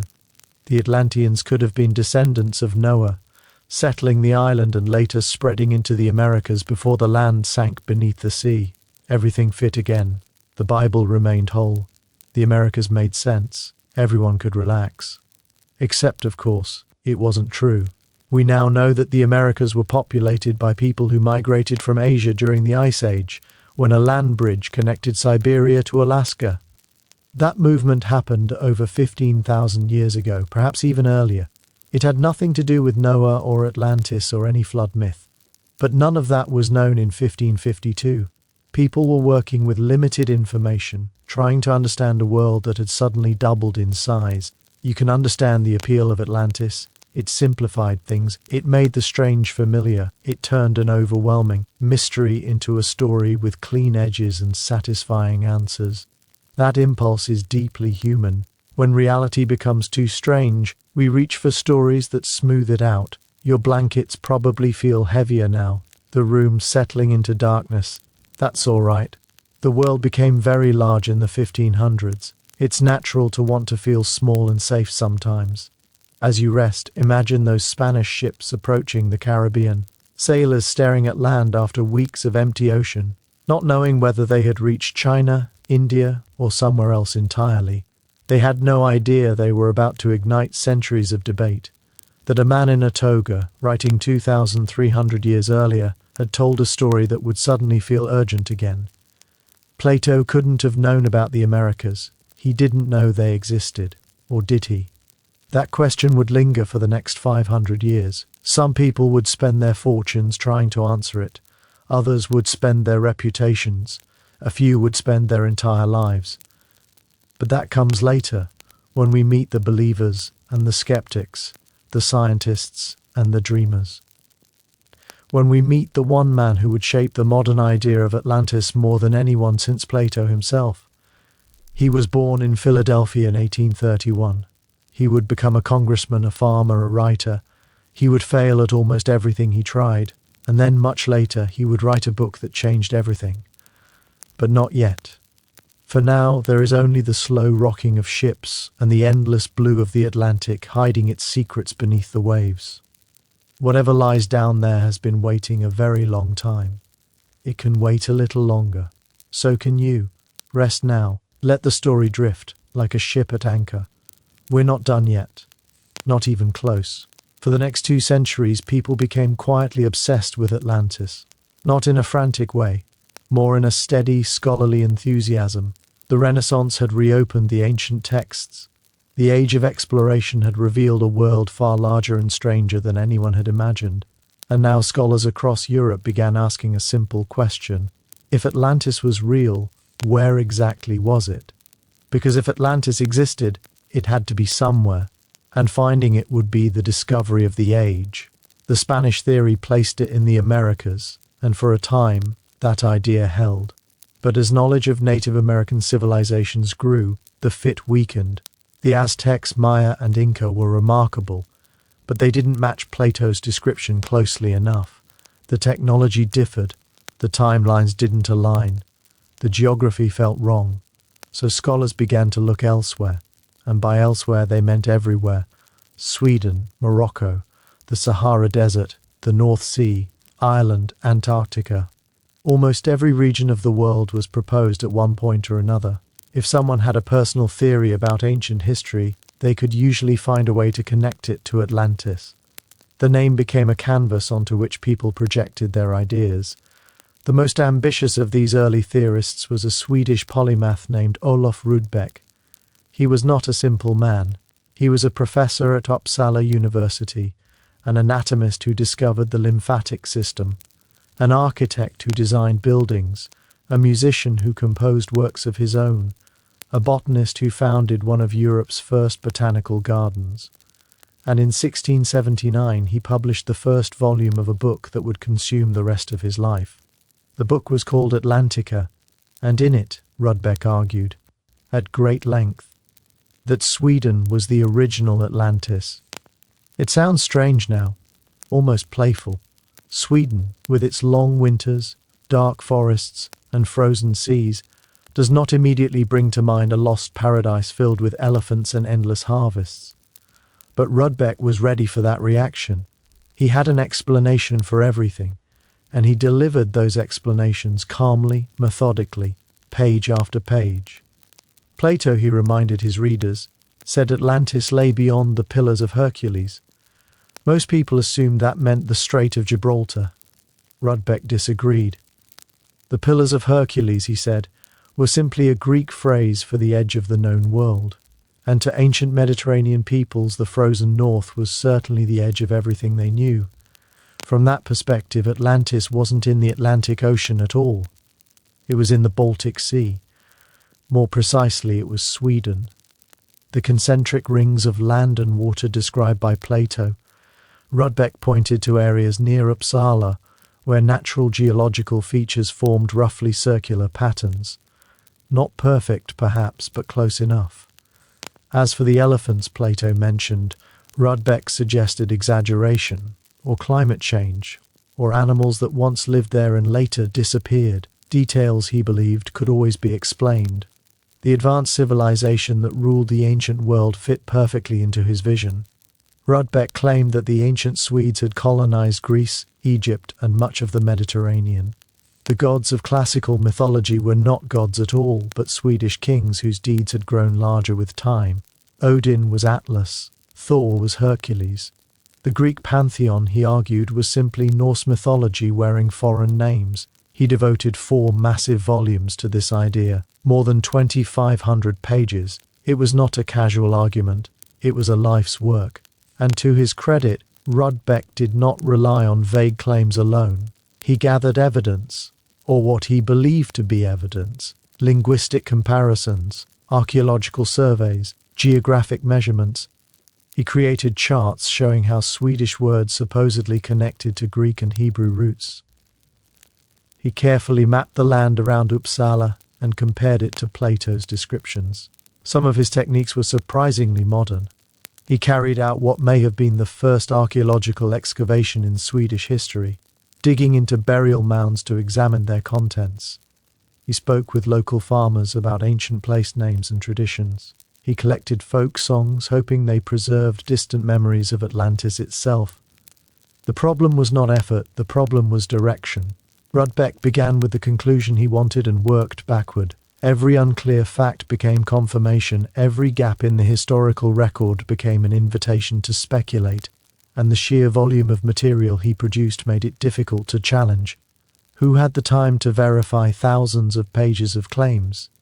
It's a familiar trap.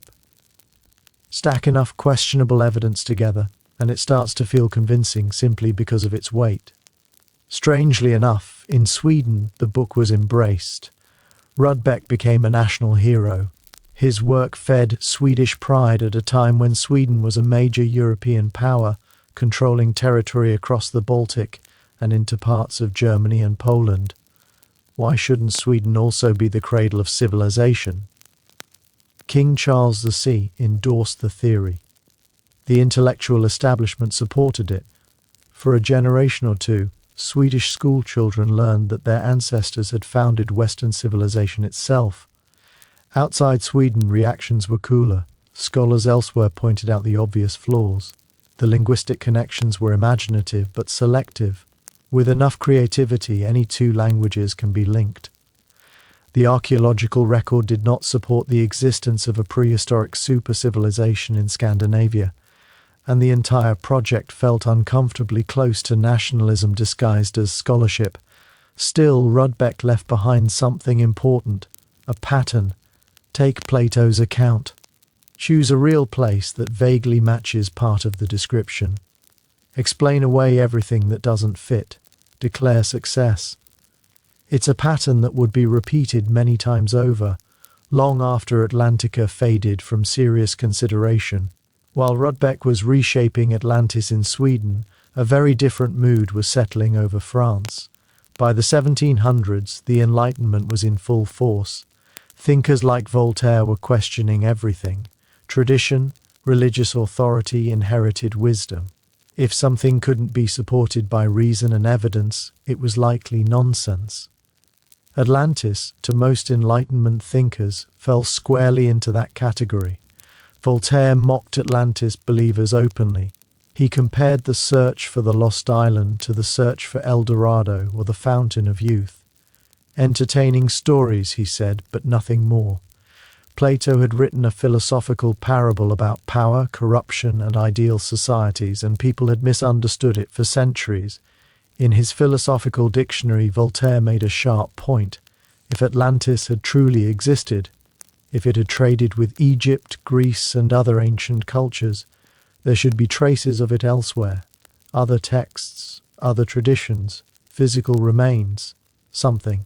But there was only Plato, one philosopher, writing a dialogue, not a history.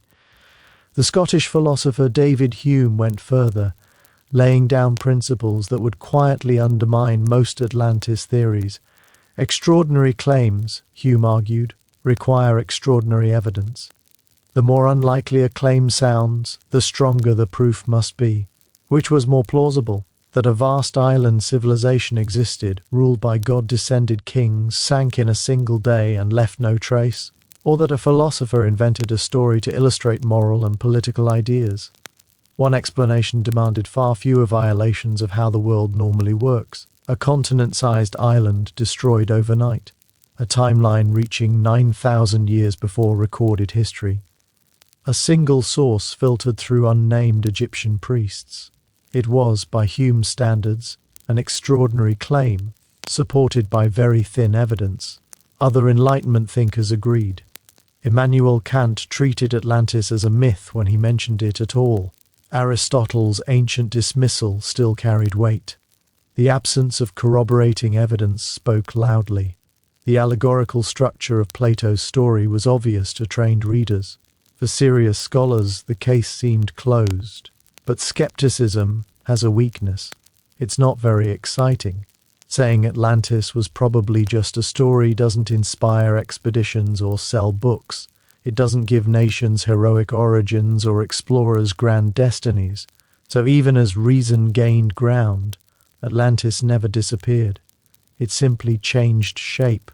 It moved to new locations. It attracted new believers.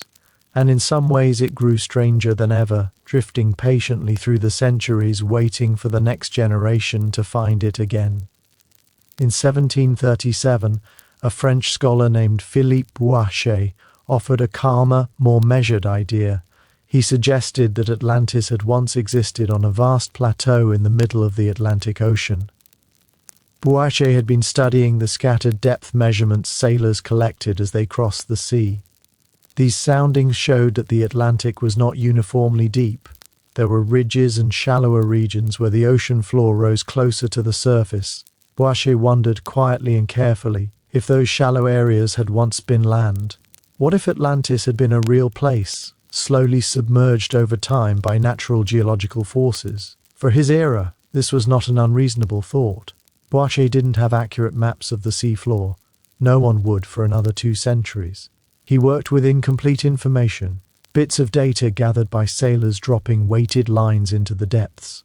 From those fragments he tried to imagine the shape of the unseen world below, and his instincts were not entirely wrong. There is in fact a massive underwater mountain range running down the center of the Atlantic Ocean, the Mid-Atlantic Ridge. It is one of the largest geological features on Earth. But it was not a sunken continent. It was the opposite. The ridge is where new seafloor is created as tectonic plates slowly pull apart. The Atlantic Ocean is growing wider, not narrower. The ridge has been underwater for millions of years, long before anything resembling human civilization appeared. Bouachet couldn't have known that. Plate tectonics wouldn't be understood until the 1960s. He was making careful guesses with the tools he had, and his guesses were more thoughtful than many that would follow. As the 1700s gave way to the 1800s, Atlantis theories multiplied steadily. The Romantic movement brought with it a deep fascination with mystery and lost worlds. Archaeology was becoming a real science, uncovering temples and cities in Egypt, Greece, and Mesopotamia. Each discovery seemed to push civilization further back in time, making the ancient world feel more advanced and more surprising than anyone had imagined.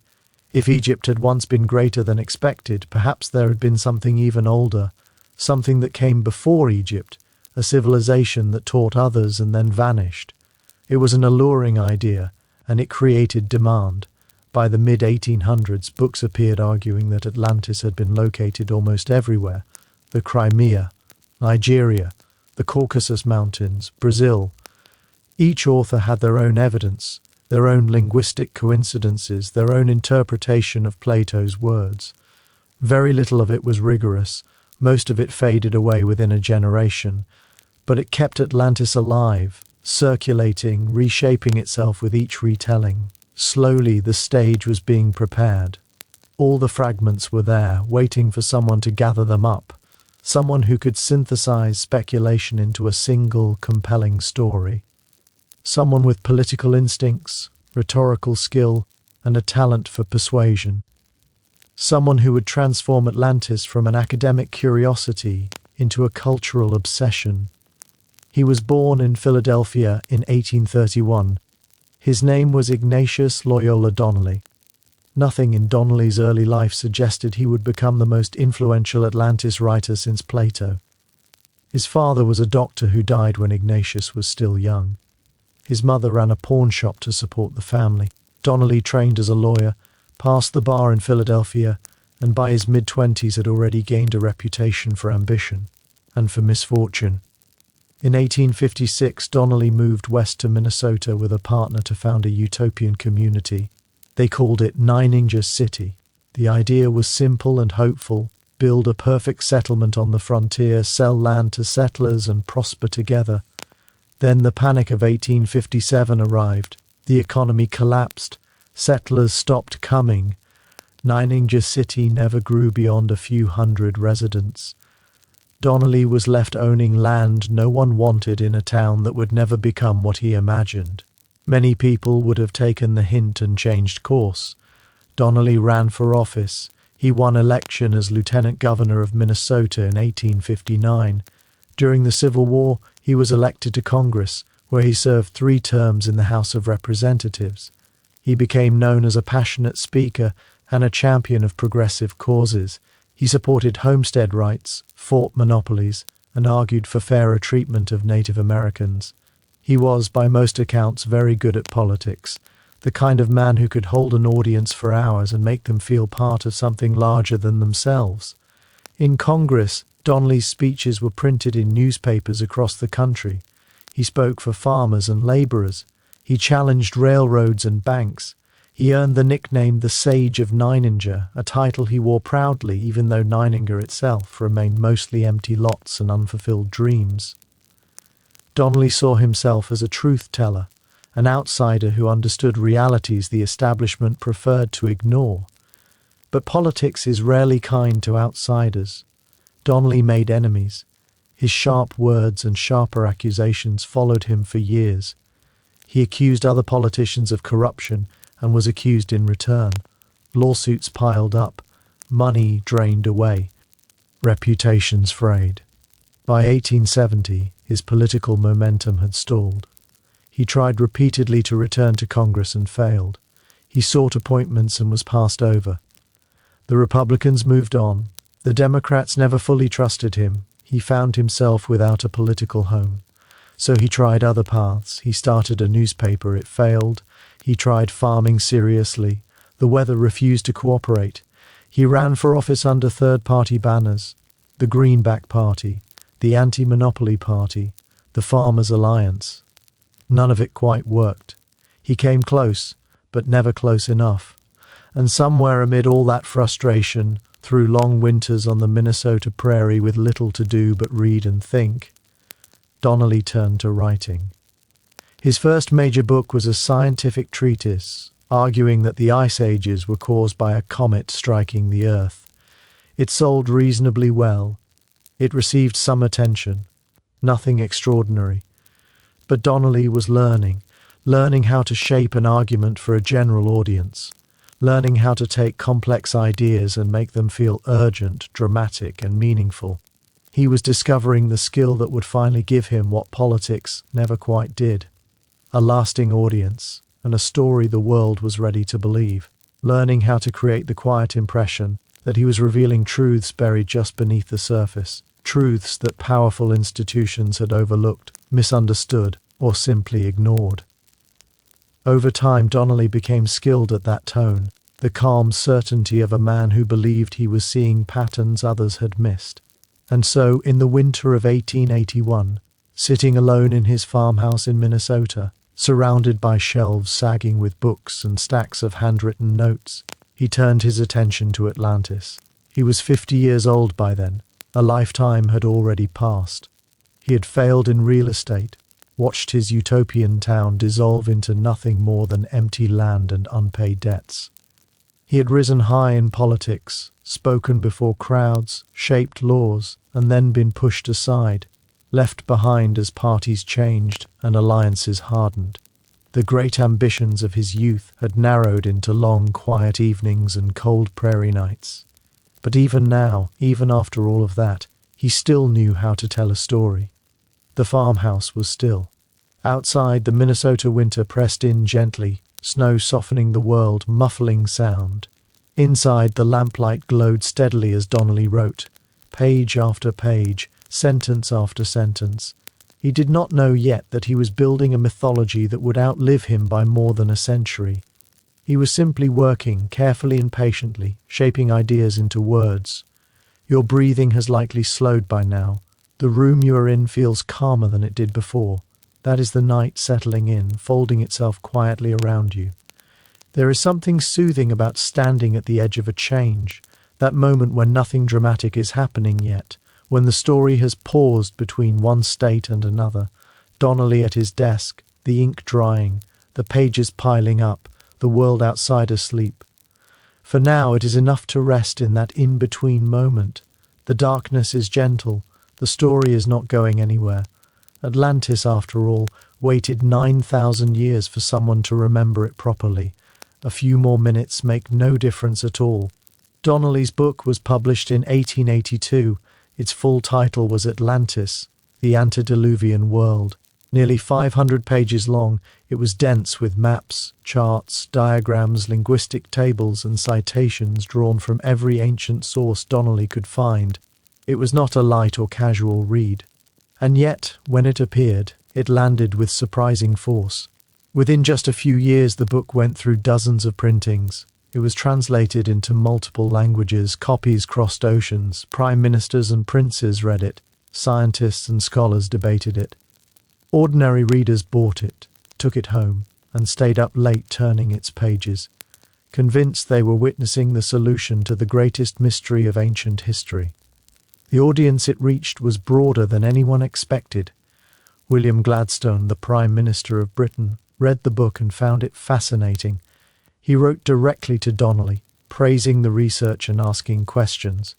For months, letters passed back and forth between a farmer in Minnesota and the leader of the British Empire. Near the end of his life, Charles Darwin received a copy as well. It is unclear whether he read it, but the gesture alone spoke volumes about Donnelly's confidence. Newspapers across Europe and North America reviewed the book. Many reviews were enthusiastic, others cautiously intrigued. Skeptical voices existed, but they were quieter than the praise. This was an age before radio and television, before film and the internet. Books were not just information, they were entertainment. And Donnelly had written a book that people genuinely wanted to read. It was packed with facts, or at least things that looked like facts. Footnotes lined the pages. Citations filled the margins. The prose moved steadily, deliberately, giving readers the sense that they were being guided through a carefully constructed case. It felt as though a curtain was being pulled back, revealing something immense and long hidden. Part of the book's power came from its timing. The 1880s were a golden age of popular science. Archaeology was uncovering ancient cities in Egypt, Greece, and Mesopotamia. Darwin's theory of evolution had changed how people understood life itself. The world felt full of mysteries waiting to be explained, and Donnelly wrote as though he was offering the explanation that tied all of them together. His central claim was simple and enormous. Everything humanity called civilization, he argued, came from Atlantis. Writing, mathematics, architecture, metallurgy, agriculture, religion, all of it. According to Donnelly, the Egyptians did not invent the pyramids. They learned from Atlantean settlers. The Greeks did not create their gods from imagination. They inherited distorted memories of Atlantean kings. The civilizations of the Americas did not arise independently. They were the descendants of Atlantean refugees who fled across the ocean after the catastrophe. Every advanced culture, in Donnelly's view, traced back to a single source, one mother civilization, one island empire that spread its knowledge across the globe before sinking beneath the sea. The book was structured like a legal argument. 13 propositions, laid out one by one, each followed by evidence meant to support it. The first proposition declared that a large island once existed in the Atlantic Ocean, the remains of a lost continent. The second claimed that Plato's account of Atlantis was history, not allegory. The third asserted that Atlantis was where humanity first rose from barbarism to civilization, and on it went, each claim broader and more ambitious than the last. Donnelly argued that the gods of ancient mythologies were not supernatural beings at all, but exaggerated memories of Atlantean rulers. Over thousands of years their achievements had grown larger, their stories more fantastic. Zeus, he claimed, had been an Atlantean king.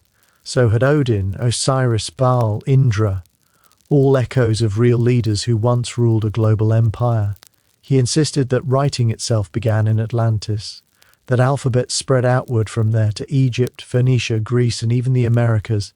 He compared letter shapes across cultures, lining up symbols from hieroglyphs, Phoenician scripts, and Central American glyphs, arguing that they all descended from a common Atlantean source. The comparisons were imaginative, even elegant. They were also unsupported by real evidence. Donnelly went further still.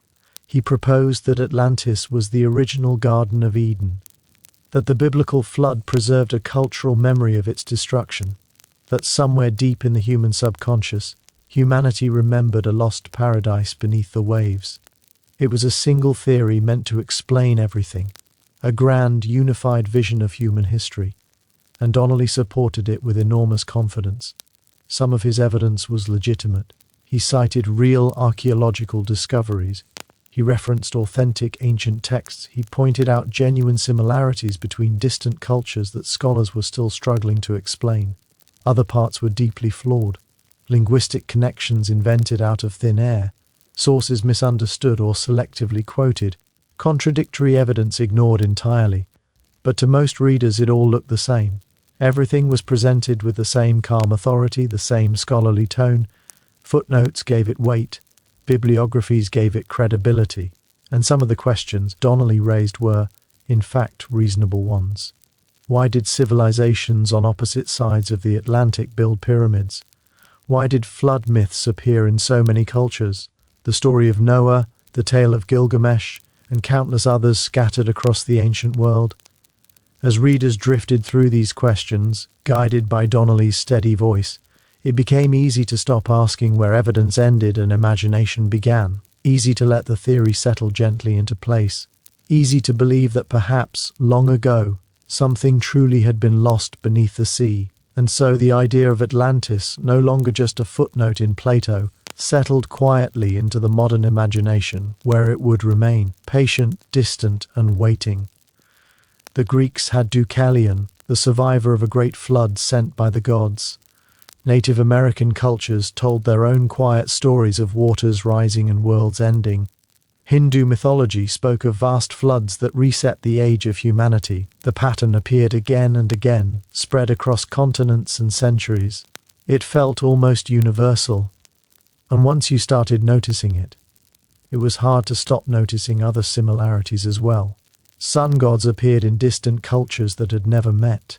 Sacred world trees connected heaven and earth in myths separated by oceans. Heroes died and returned. Journeys were taken into the underworld and back again. These repeating shapes of story seemed to echo everywhere humanity had settled. To many readers, this felt like more than coincidence. Donnelly had answers for all of it. The pyramids, he said, were copies of Atlantean architecture. The flood myths all remembered the same disaster, the sinking of Atlantis beneath the sea. The similarities between mythologies came from a shared Atlantean religion carried outward by colonists as they spread across the globe. One source, many echoes. We know now that these answers were wrong. Pyramids appear in many places because stacking stone into a wide base that narrows upward is simply the most stable way to build tall structures. Flood myths are common because floods themselves are common, especially where humans live near rivers and coasts. And mythological patterns repeat because human minds repeat, shaped by similar fears, hopes, and questions.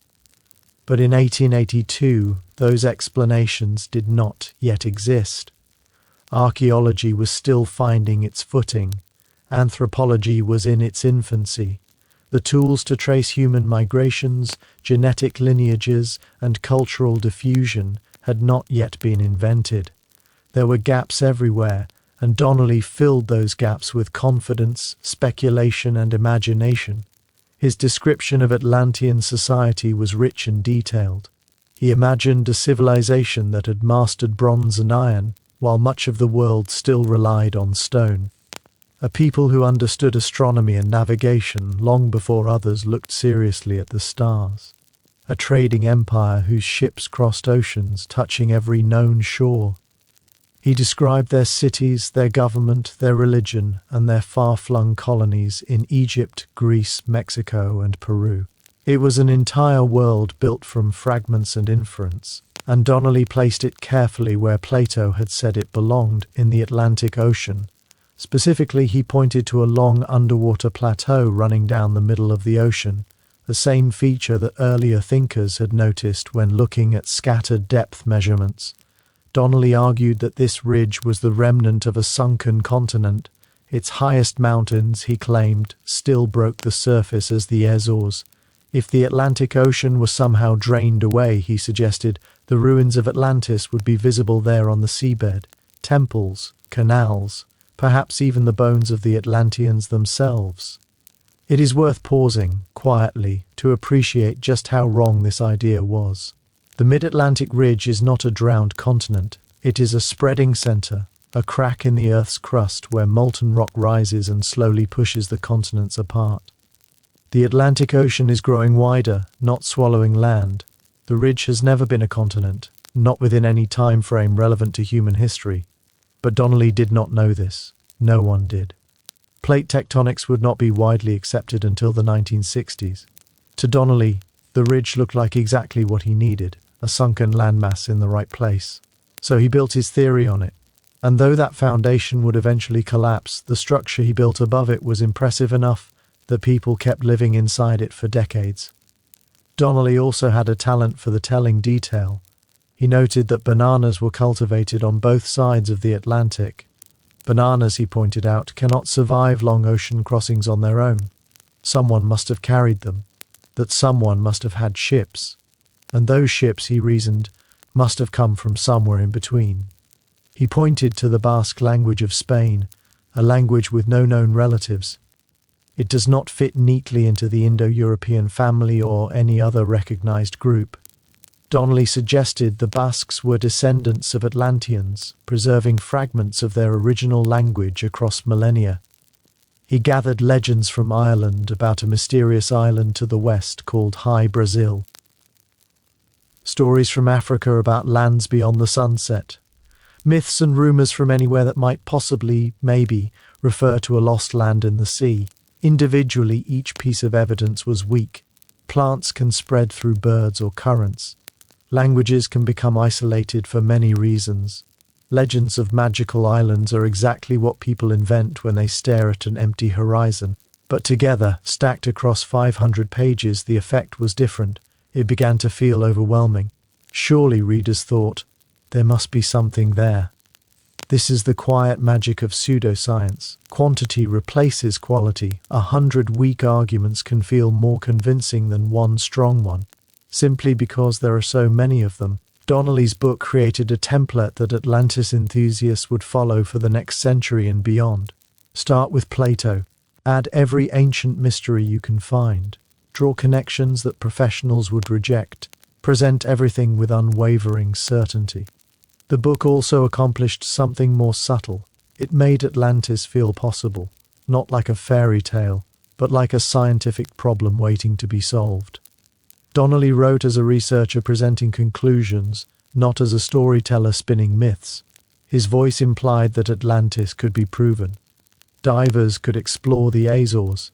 Archaeologists could search for Atlantean artifacts in Egypt or Mexico. Linguists could trace Atlantean words through modern languages. The mystery, he suggested, was solvable, and that idea was deeply attractive. the sense that the next expedition, the next discovery, the next breakthrough might finally reveal everything. Readers did not just believe, they acted. They funded expeditions. They wrote books of their own. They devoted years, sometimes lifetimes, to proving Donnelly right. The professional scientific community, meanwhile, remained unconvinced. Geologists laughed at the idea of a continent sinking in a single day. The Earth's crust does not behave that way. Continents are made of relatively light rock that floats on denser material below. They do not simply drop into the mantle. The forces required would leave unmistakable evidence everywhere. Archaeologists pointed out that while pyramids exist in many cultures, they were built differently, at different times and for different purposes. Egyptian pyramids were tombs. Mesoamerican pyramids were temple platforms. The resemblance was superficial. Linguists dismissed Donnelly's word comparisons as nonsense. You can make any two words seem related if you allow letters to change freely enough. Real historical linguistics depends on systematic sound changes across large bodies of vocabulary, not isolated examples that happen to look similar. And historians noted that Donnelly frequently misread or misquoted his sources. Ancient authors were cited as supporting his claims when, in context, they said something very different. But none of that mattered much to the wider public. Donnelly had already done what mattered most. He had made Atlantis feel real enough to chase.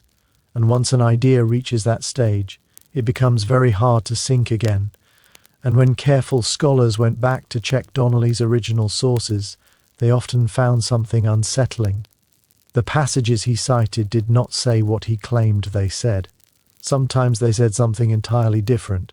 Sometimes, quietly and awkwardly, they said the opposite. But academic criticism moves slowly. It always has. Articles take months, sometimes years, to research, write, review, and publish. By the time a serious scholarly response could be organized, Donnelly's ideas had already escaped into the wider world. That pattern would repeat again and again throughout the 20th century. Popular pseudoscience always moves faster than careful debunking. The exciting claim makes the headlines. The dramatic theory gets interviews and book deals. The careful correction, the footnote-heavy explanation of why it's wrong, ends up buried somewhere deep inside an academic journal, unread by almost everyone. And once an idea has momentum, it becomes very hard to stop. Donnelly's book kept selling. It stayed in print for decades. It inspired dozens of imitators. It influenced writers, amateur historians, mystics, and cranks across multiple fields. For an entire generation, it became the definitive popular account of Atlantis. And in subtle ways, it shaped how people imagined the lost civilization, shaping ideas that still echo today. Before Donnelly, Atlantis had mostly been a philosophical puzzle, a strange story from Plato that scholars argued about in footnotes and lecture halls. After Donnelly, Atlantis became a real place in the public imagination, a civilization with cities, technologies, trade routes, colonies, something that could, in theory, be excavated, mapped, and studied. He also turned Atlantis into a universal explanation. Strange archaeology? Atlantis. Unexplained similarities between cultures? Atlantean influence. Any ancient achievement that seemed too sophisticated for people labeled primitive? Definitely Atlantis. And that became a problem, because once you have a catch-all answer, you stop looking for real ones. Professional archaeologists would spend the next century fighting Donnelly's ghost. Every time they uncovered something genuinely interesting, someone would claim it proved Atlantis. Every time they explained how ancient people actually developed agriculture, writing, or architecture on their own, a Donnelly follower would insist it all came from a sunken island. The argument never really went away. It just moved platforms. Today it lives on in documentaries, YouTube videos, and glossy books that reuse Donnelly's structure and confidence while updating his claims for a new century. He had created a mythology, and mythologies, once born, do not die easily. For a while, Donnelly himself enjoyed the attention. He wrote more books. One claimed that a comet had struck the Earth, covering it in fire and triggering the flood that destroyed Atlantis. Another argued that Francis Bacon had secretly written Shakespeare's plays, hiding coded messages in the texts. Yes, he wandered into some deep rabbit holes. But Atlantis remained his greatest success, the work that defined him. He died in 1901, just as the century turned. A new era was beginning. Radio waves crossed invisible distances. Airplanes lifted humans into the sky. Einstein was rewriting the rules of reality. The world was changing faster than anyone could fully understand. And Atlantis was changing too. Donnelly had made the lost civilization respectable, in a strange way. You could talk about Atlantis at dinner parties. You could speculate about it in public without embarrassment. It wasn't just a myth anymore. It was a mystery. And mysteries invite exploration. That openness led to unexpected places, because once people accepted that Atlantis might have been real, they started asking different questions. Not just where it was or how it traded, but what it knew, what wisdom it possessed, what secrets it carried. Donnelly himself wrote like a pseudoscientist. He wanted to be taken seriously. Even when he stretched evidence beyond recognition, he still tried to stay within the language of geology, archaeology, and history. He believed Atlantis could be found with ships and maps and digging tools. The people who came after him wanted something else. They were not interested in shovels or submarines. They wanted to access Atlantis through visions, trances, and hidden knowledge. They believed the Atlanteans possessed spiritual wisdom beyond modern science. Powers of the mind, connections to higher planes of existence, secrets about the universe that materialism had forgotten. These ideas were already floating around in the late 19th century, quietly mixing with Donnelly's claims and mutating into something new, something stranger. Spiritualism was everywhere at the time. Seances, mediums, automatic writing. People sincerely believed they could communicate with the dead, and if you could speak to spirits, why not speak to Atlanteans? If your eyes are heavy now, that's fine. The story is shifting. We're drifting away from politicians and scholars, away from footnotes and debates, toward dreamers and mystics, people who believed without proof and didn't feel the need to justify it. They were about to take Atlantis places Donnelly never imagined, places that would make his careful pseudoscience seem almost reasonable by comparison. But that comes later. For now, rest. The Atlantic is calm tonight. Dark, vast, quiet. Whatever secrets lie beneath those waters have waited a long time. They can wait a little longer. So can you. Her name was Helena Petrovna Blavatsky. She was born in 1831, the same year as Donnelly, on the other side of the world. Her father was a military officer. Her mother was a novelist. From an early age, Helena showed a talent for storytelling and a remarkable ability to make people believe her. By her 40s, she claimed to have traveled across 3 continents. She said she had studied with Tibetan masters in hidden monasteries. She founded a spiritual movement that would eventually influence figures as different as Gandhi and, disturbingly, the Nazis. She called it theosophy. The word meant divine wisdom, and it promised to reveal the secret history of the universe. Blavatsky was impossible to ignore. Large, loud, and charismatic, she chain-smoked hand-rolled cigarettes. She swore fluently in multiple languages. She dominated rooms through sheer force of personality, and she was almost certainly a fraud. Her Tibetan masters never produced any evidence of their existence. Her ancient manuscripts had a habit of appearing exactly when she needed them and vanishing before anyone could examine them. Investigators repeatedly caught her faking supernatural phenomena, using trapdoors, hidden assistants, and stage tricks. In 1884, the Society for Psychical Research, a British group attempting to scientifically study paranormal claims, sent an investigator to examine her activities. His report was devastating. He concluded that Blavatsky was one of the most accomplished, ingenious, and interesting impostors in history. And yet, it didn't matter. People wanted to believe. The late 19th century was an unsettled time. Darwin had shaken religious certainty. Industrialization was reshaping daily life. Old explanations were failing.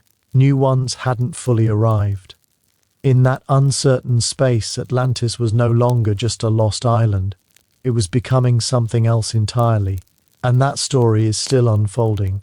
The old ways of understanding the world were quietly falling apart. Long-held explanations no longer fit as neatly as they once had. Science was asking uncomfortable questions. Religion was losing its certainty for many people. Into that widening gap stepped Blavatsky, calm and confident, offering not fragments, but a whole new structure, a larger story, one that claimed to explain everything at once. Theosophy promised reconciliation. Science and religion would no longer fight. Evolution would not be random or meaningless, but guided, spiritual, purposeful. Eastern mysticism would meet Western restlessness. Ancient wisdom would soothe modern anxiety. Meaning, which seemed to be slipping away in the late 19th century, would be restored. For many people, that promise alone was enough. In 1888, Blavatsky published The Secret Doctrine, 2 enormous volumes. Dense, authoritative, overwhelming. They claimed to reveal a hidden history of the universe itself. Not just humanity, but existence. And right at the center of this vast cosmic narrative sat Atlantis. According to Blavatsky, Darwin had misunderstood human origins. Humanity had not slowly climbed up from animal ancestors through random change. Instead, humans evolved through vast spiritual epochs called root races. Each root race lived on its own continent. Each had its own nature, its own destiny, its own rise and fall.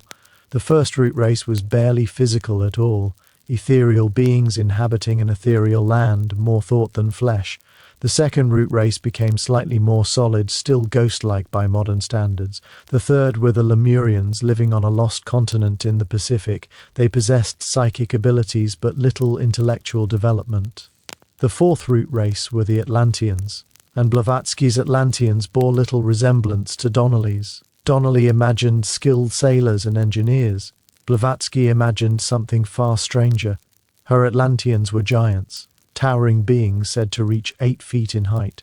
They possessed powers modern humans had lost entirely: telepathy, clairvoyance, the ability to shape matter with thought alone. They did not need ships. They had flying machines powered by spiritual forces. They did not need writing. Knowledge passed directly from mind to mind.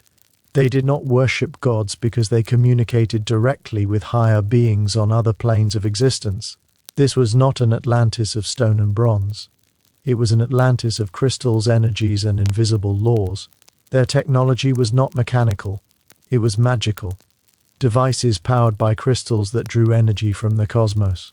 Cities built without cranes, lifted into place by levitation. A civilization that had transcended physical limits through spiritual mastery. And then it fell. In Blavatsky's telling, Atlantis did not perish simply through natural disaster. Moral decay mattered, but the deeper cause was spiritual corruption. Some Atlanteans misused their psychic powers. They turned toward dark practices. They twisted spiritual science for selfish ends. They created things that should not have existed.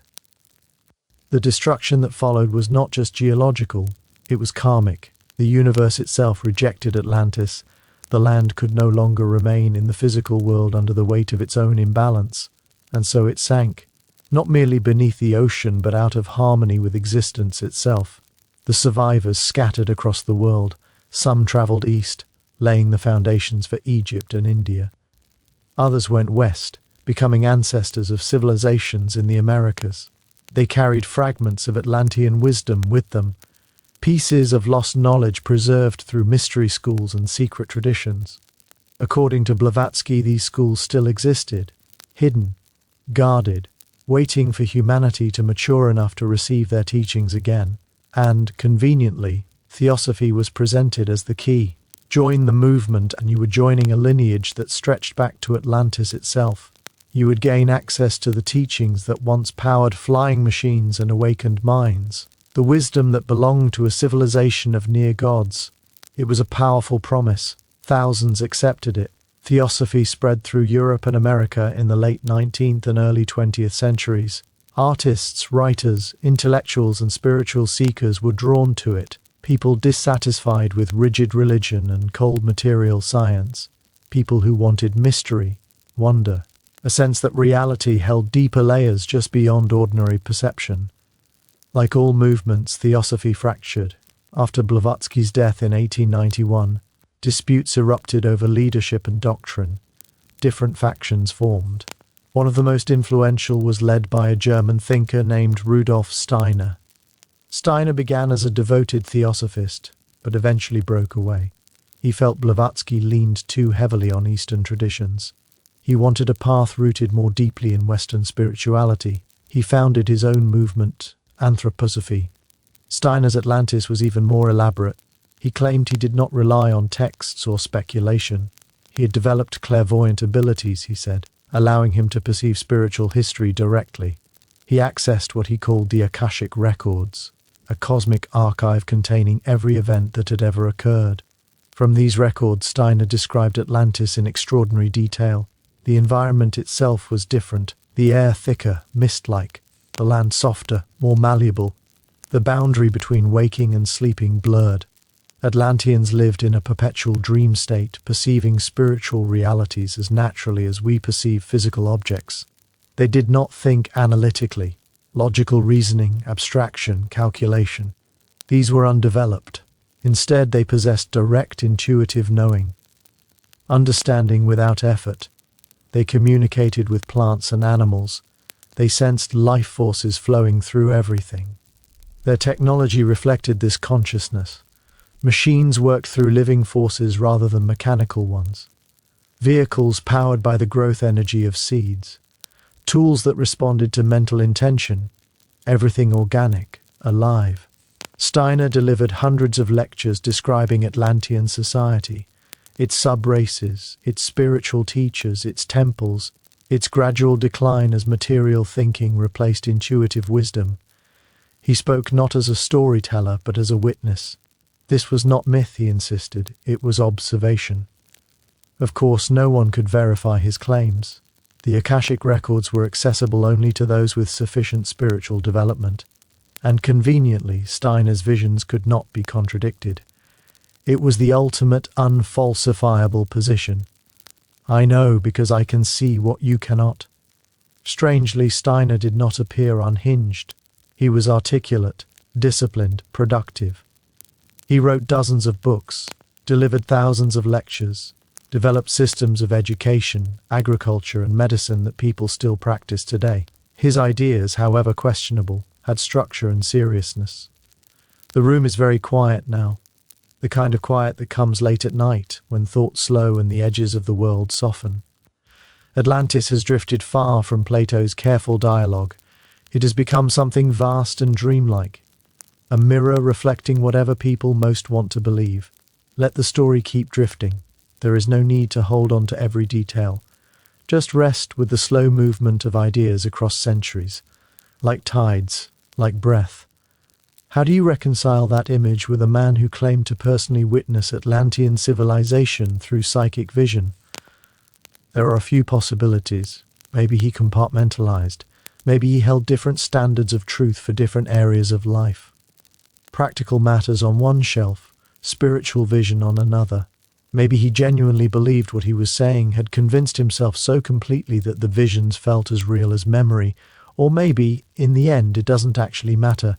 What matters is that people believed him, and belief has weight. His version of Atlantis entered the cultural bloodstream, mixing with Blavatsky's cosmic myth, Donnelly's confident pseudo-history, and Plato's ancient story, blending into something dense and inseparable. A kind of narrative fog where no one could tell where philosophy ended and fantasy began. But trust remained. Anthroposophy didn't stay small. It grew into a substantial movement. It founded schools, most famously the Waldorf education system, which still exists today. It developed its own approach to agriculture, biodynamic farming, which treats soil and crops as living spiritual systems. It influenced painting, architecture, medicine. even social theory. And underneath all of it was a worldview that included Atlantis, not as metaphor, not as speculation, but as literal spiritual history, a forgotten chapter in humanity's development.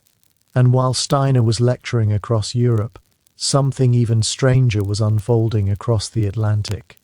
Edgar Cayce was not imposing. He was not flamboyant. He didn't dominate rooms. He was a photographer from Kentucky, quiet, polite, deeply religious, not especially educated. He worked in a portrait studio taking photographs of families, couples, businessmen standing stiffly in borrowed confidence. He looked like someone you would pass on the street without noticing. But Cayce had a peculiar ability. When he entered a trance state, lying down with his eyes closed, his voice would change. He could answer questions about people he had never met. He described illnesses, internal conditions, symptoms no one had told him about, and recommended treatments that sometimes worked. Enough times that doctors began paying attention. Enough times that patients kept coming back. The newspapers gave him a name, the Sleeping Prophet. In the 1920s, his readings began to change. They moved beyond health and into history, or something like history. Cayce started talking about past lives. He told people they had lived before, in other eras, other cultures, ancient Egypt, medieval France, biblical lands, and more often, Atlantis. Over roughly 2 decades, Cayce gave hundreds of trance readings that referenced the lost civilization. Individually, they were fragmented, disconnected, but taken together they formed a remarkably detailed picture. According to Cayce, Atlantis was not brief. It existed from roughly 200,000 BCE until its final destruction around 10,000 BCE, nearly 200,000 years. For comparison, all of recorded human history fits into about 5,000. Atlantis, in his telling, didn't fall all at once. It suffered multiple catastrophes. The landmass broke apart gradually, sections sinking at different times, cities vanishing while others survived. Civilization rose and fell in cycles. At its height, Cayce claimed, Atlantean technology surpassed even our own. They had flying machines, submarines, energy weapons capable of wiping out armies, electrical power drawn not from coal or oil but from enormous crystals that tapped into solar and cosmic forces. These crystals were central to Cayce's Atlantis. He referred to the main one as the Tuaui stone, sometimes called the Firestone, a massive, possibly artificial crystal, capable of concentrating immense energy. The crystal could heal, it could power cities, it could transmit information, and it could destroy. According to Cayce, the Atlanteans eventually weaponized this technology. They turned their greatest achievement into an instrument of war. The energy they unleashed destabilized the land itself. The final destruction of Atlantis was not just moral failure or divine punishment. It was technological collapse, power without restraint. Cayce's Atlantis wasn't just ancient history, it was a warning. He claimed that many souls who had lived in Atlantis were reincarnating in the modern world. Drawn again to science, to machines, to power. They carried unfinished karma, lessons left unlearned, mistakes that could be repeated if humanity wasn't careful, and he made predictions. Before Atlantis sank for the last time, Cayce said, its people hid records of their civilization. 3 caches, one beneath the Sphinx in Egypt, one in the Yucatan Peninsula, and one near the Bahamas. These records would be discovered when humanity was ready. They would prove Atlantis existed. They would reveal its technology and wisdom. He even gave dates, the late 20th century, specifically 1968 and 1969, years that would later loom large in the imaginations of believers. What made Cayce different from Blavatsky and Steiner was not the content of his claims, but the tone. He didn't build a movement around himself. He didn't grow wealthy. He didn't style himself as a master or prophet. He just kept doing the readings, year after year, letting others interpret them, organize them, argue over them. His followers traveled to the places he mentioned, Egypt, the Yucatan, the Bahamas. They searched for hidden chambers and buried records. They never found the Atlantean archives, but they kept looking, and his medical readings, unlike his historical claims, sometimes genuinely seemed to help people, or at least helped enough that his reputation as a healer endured alongside his reputation as a mystic. That made him harder to dismiss. Blavatsky was theatrical and caught cheating. Steiner was an intellectual spinning vast metaphysical systems. Casey was just a regular American man who lay down, closed his eyes, and spoke. That felt relatable.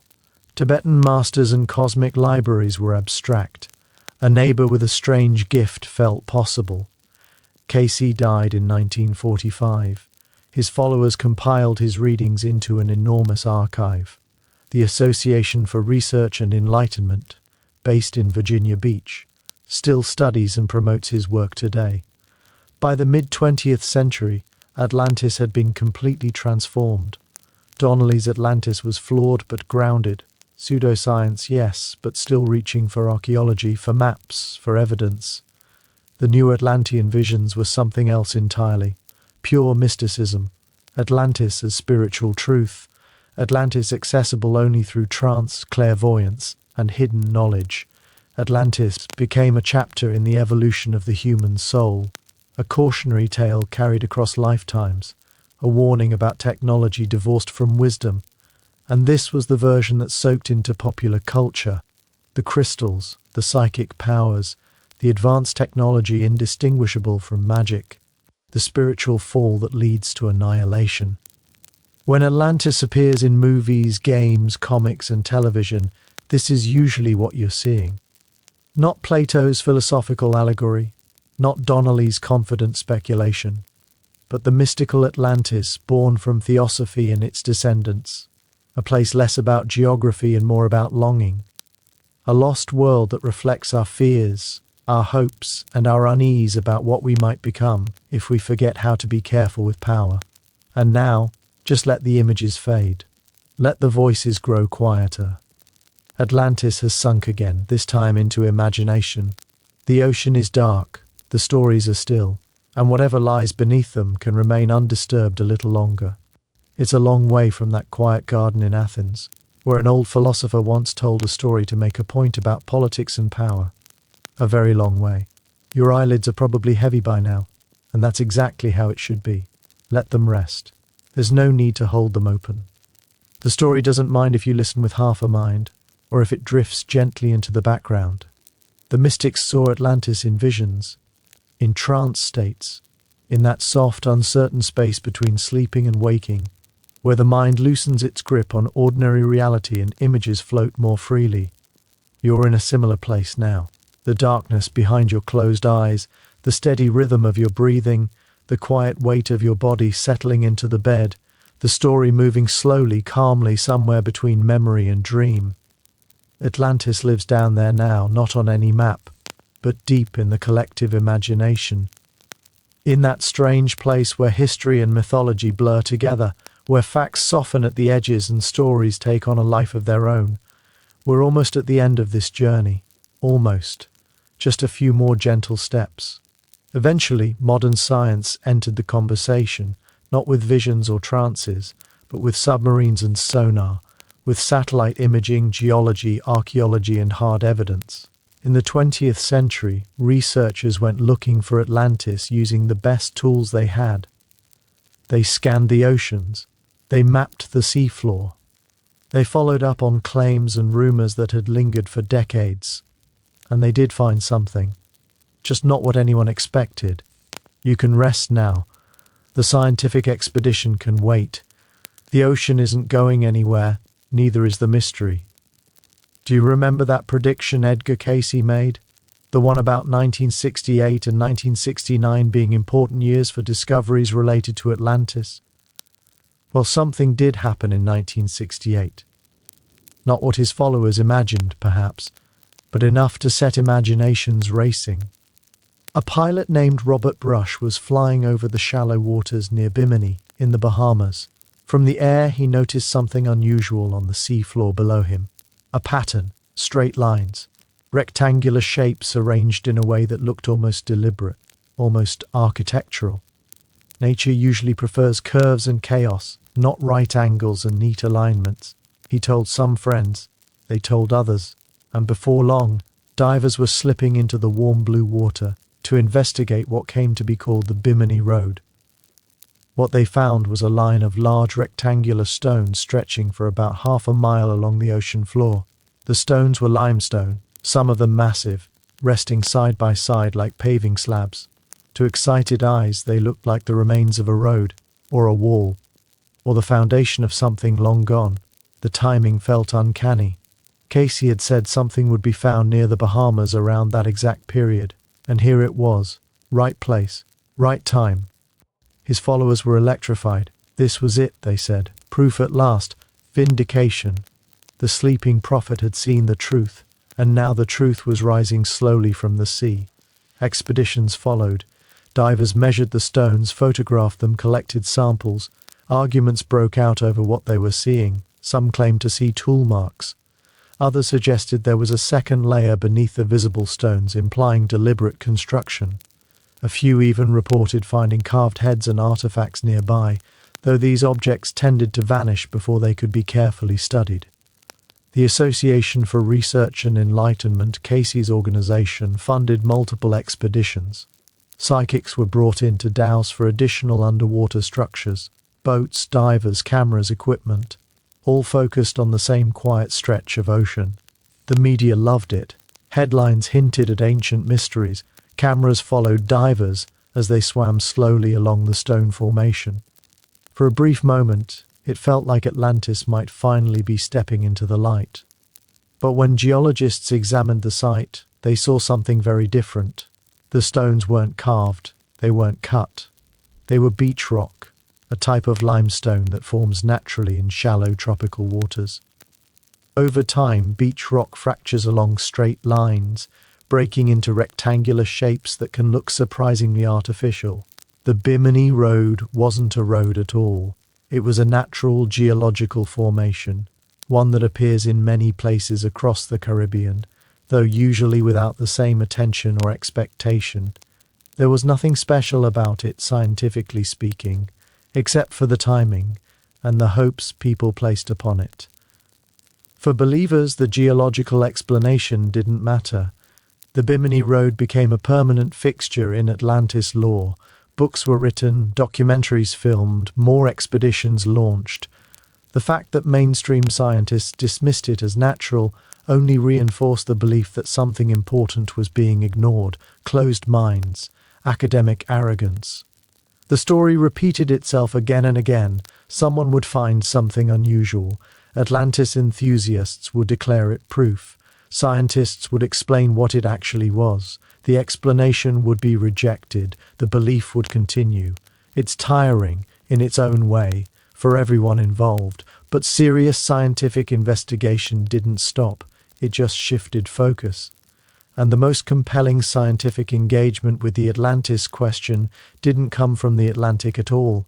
It came from the Aegean Sea, from the waters surrounding a crescent-shaped island called Santorini. Santorini is what remains of a volcano. If you visit today, you see a ring of islands encircling a deep blue lagoon. That lagoon is a caldera, the collapsed crater of a volcano that once stood whole. Around 3,600 years ago, give or take a few decades, that volcano destroyed itself in one of the largest eruptions in human history. The exact date is debated.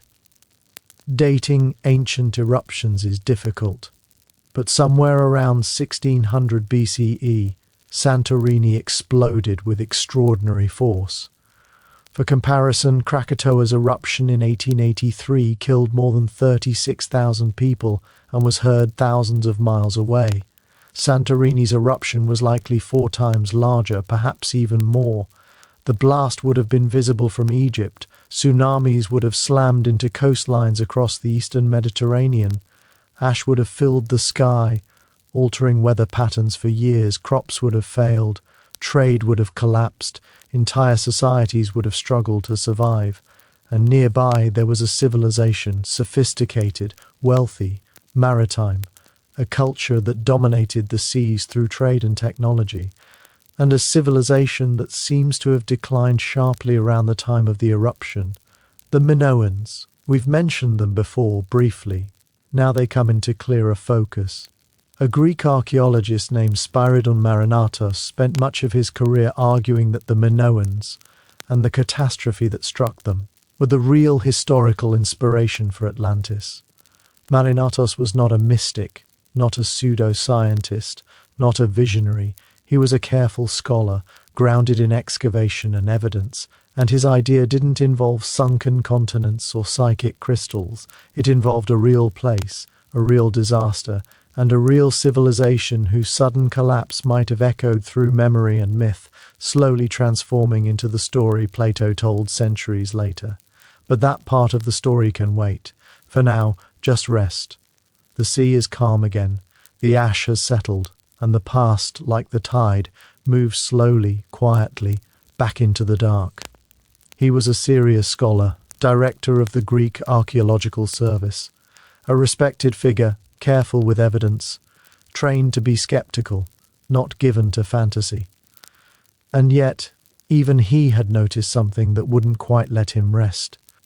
On Crete, the heart of Minoan civilization, the archaeological record showed signs of sudden disruption around the time of the Santorini eruption. Thick layers of volcanic ash settled into the soil. Coastal sites showed damage consistent with powerful tsunamis. Buildings collapsed and were never repaired, and the Minoan civilization, which had flourished for centuries, rich, artistic, confident, began to fade. Within a generation or two, the great palaces were abandoned. The administrative systems broke down. The culture that had produced elegant frescoes and complex architecture simply stopped. Marinatos wondered quietly, patiently, what if the Santorini eruption had done this? What if one of the greatest natural disasters in human history had shattered the Minoan world? And what if memories of that destruction had traveled through Egyptian records, through oral tradition, eventually reaching Plato, reshaped into the story we now call Atlantis? It wasn't mysticism, it wasn't prophecy, it was a hypothesis, and it could be tested. So in 1967, Marinatos began excavating on Santorini itself, on the southern part of the island, at a site called Akrotiri. His team started digging down through layers of volcanic ash. Foot by foot, layer by layer, what they uncovered was extraordinary. Beneath nearly 60 feet of volcanic pumice lay a city, not ruins in the usual sense, not broken walls and scattered stones, but a complete Bronze Age city, preserved in astonishing detail. Buildings still stood 2 and 3 stories high. Streets ran between them. Squares opened out where people had once gathered. Workshops, storage rooms, homes. Everything frozen in place. It was often compared to Pompeii, but in many ways it was even more remarkable. The ash had fallen quickly and deeply, sealing the city from air and moisture. Decay stopped. Time slowed to a near standstill. Organic materials, things that usually vanish within centuries, had survived for 3,500 years. Marinatos found wooden bed frames still intact, baskets holding their contents, ropes neatly coiled where they had been left, storage jars containing the carbonized remains of food. It felt less like a ruin and more like a pause, as if the city were only sleeping. And then there was the strangest detail of all: no bodies. Pompeii is famous for its victims, for the haunting shapes left behind by people caught in their final moments. Akrotiri had none of that. No skeletons, no animal bones, nothing to suggest panic or death within the city itself. The people had left. They must have felt the earthquakes that came before the eruption. They must have seen the warning signs. They gathered their families, their valuables, their animals, and they fled.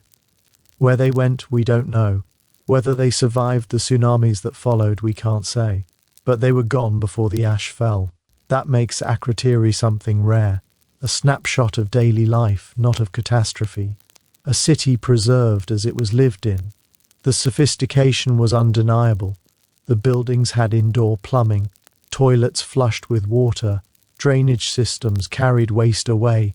There was evidence of hot and cold running water, possibly heated by the volcanic activity beneath the island. Walls were covered in frescoes, ships sailing across blue water, dolphins leaping, women gathering saffron, boys boxing, fishermen holding shimmering catches, monkeys scrambling over rocks. The art was vivid, confident, joyful, comparable to anything produced in the ancient world. This was a wealthy society, a connected one. The Minoans traded with Egypt, the Levant, the Greek mainland. They were comfortable, artistic, outward-looking, and then, in a single catastrophic event, their world was buried. The parallels to Atlantis were hard to ignore. An island civilization, advanced for its time. Sudden destruction by natural disaster. The timing didn't match. Not at all. Plato placed Atlantis 9,000 years before Solon, not 900. But maybe numbers had been confused. Maybe Egyptian priests had mistranslated. Maybe Plato had added a zero for emphasis. These things happen when stories travel across centuries. The Minoan hypothesis became the most respectable scientific candidate for a real-world Atlantis. It appeared in academic journals. It was debated at conferences. It made its way into textbooks. Marinatos continued his work until his death in 1974. He died at the site itself after falling from a wall he was examining. Some found that poetic, others found it simply sad. The excavations continued after him. They continue still. Akrotiri is now protected beneath a massive roof, open to visitors who walk its ancient streets, moving quietly through a city that was already old when Troy was young. And yet there's a problem. The theory doesn't really match Plato.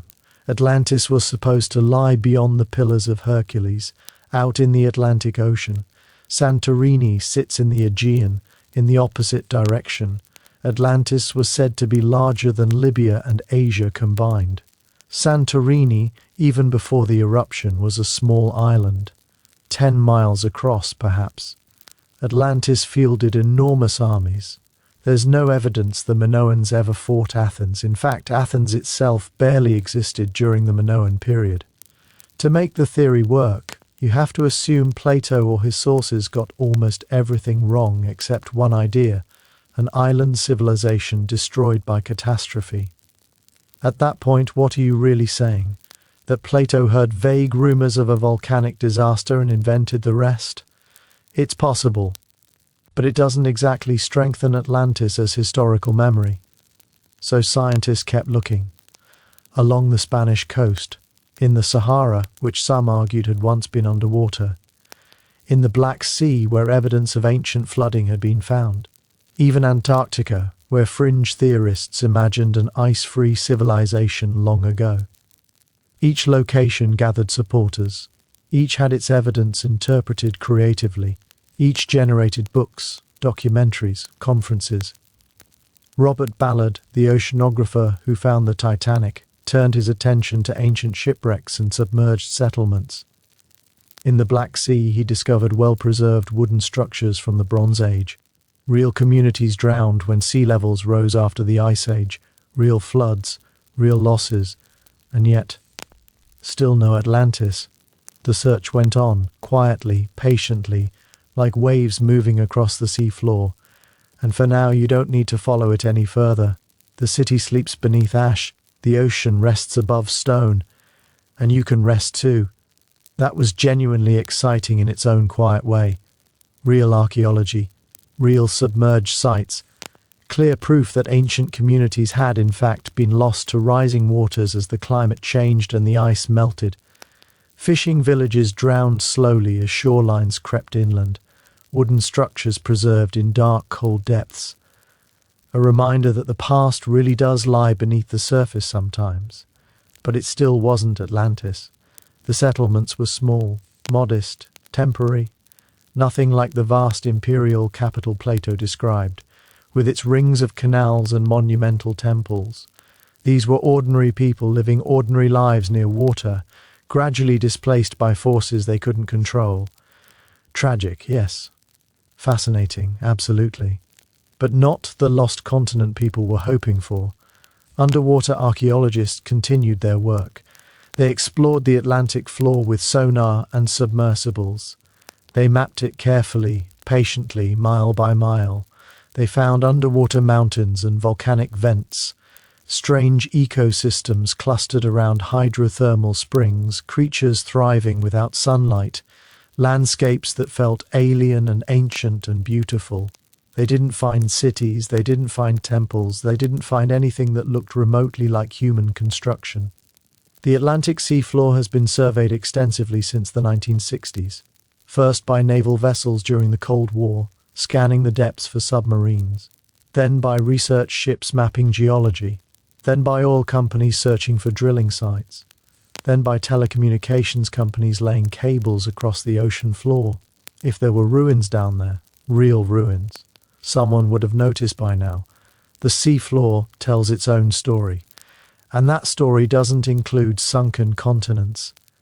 The Atlantic has been an ocean for millions of years. The crust beneath it is oceanic crust, thin, dense, heavy, nothing like continental crust, which is thicker, lighter, and buoyant enough to support land above sea level. There is no known mechanism by which a continent could have existed in the middle of the Atlantic and then simply sunk. Geologists are very confident about this. The evidence is overwhelming. Plate tectonics explains the shape of the ocean, the ages of the rocks, the magnetic striping on the seafloor. Everything fits together into a coherent picture. This isn't closed-mindedness, it's just how science works. When a theory explains the evidence well, really well, you don't discard it because a legend is appealing. You'd need extraordinary evidence to overturn plate tectonics, and no one has provided it. Some Atlantis enthusiasts argue that scientists are hiding something, that there's a conspiracy to suppress the truth, that the establishment is protecting its territory. But think about what that would actually require. Thousands of geologists, oceanographers, and archaeologists across dozens of countries, all agreeing to keep a secret, all resisting the temptation to become famous by revealing the greatest discovery in human history, all coordinating across languages, political systems, rival institutions, and personal egos. That's not how science works. Scientists love proving each other wrong. That's how careers are made.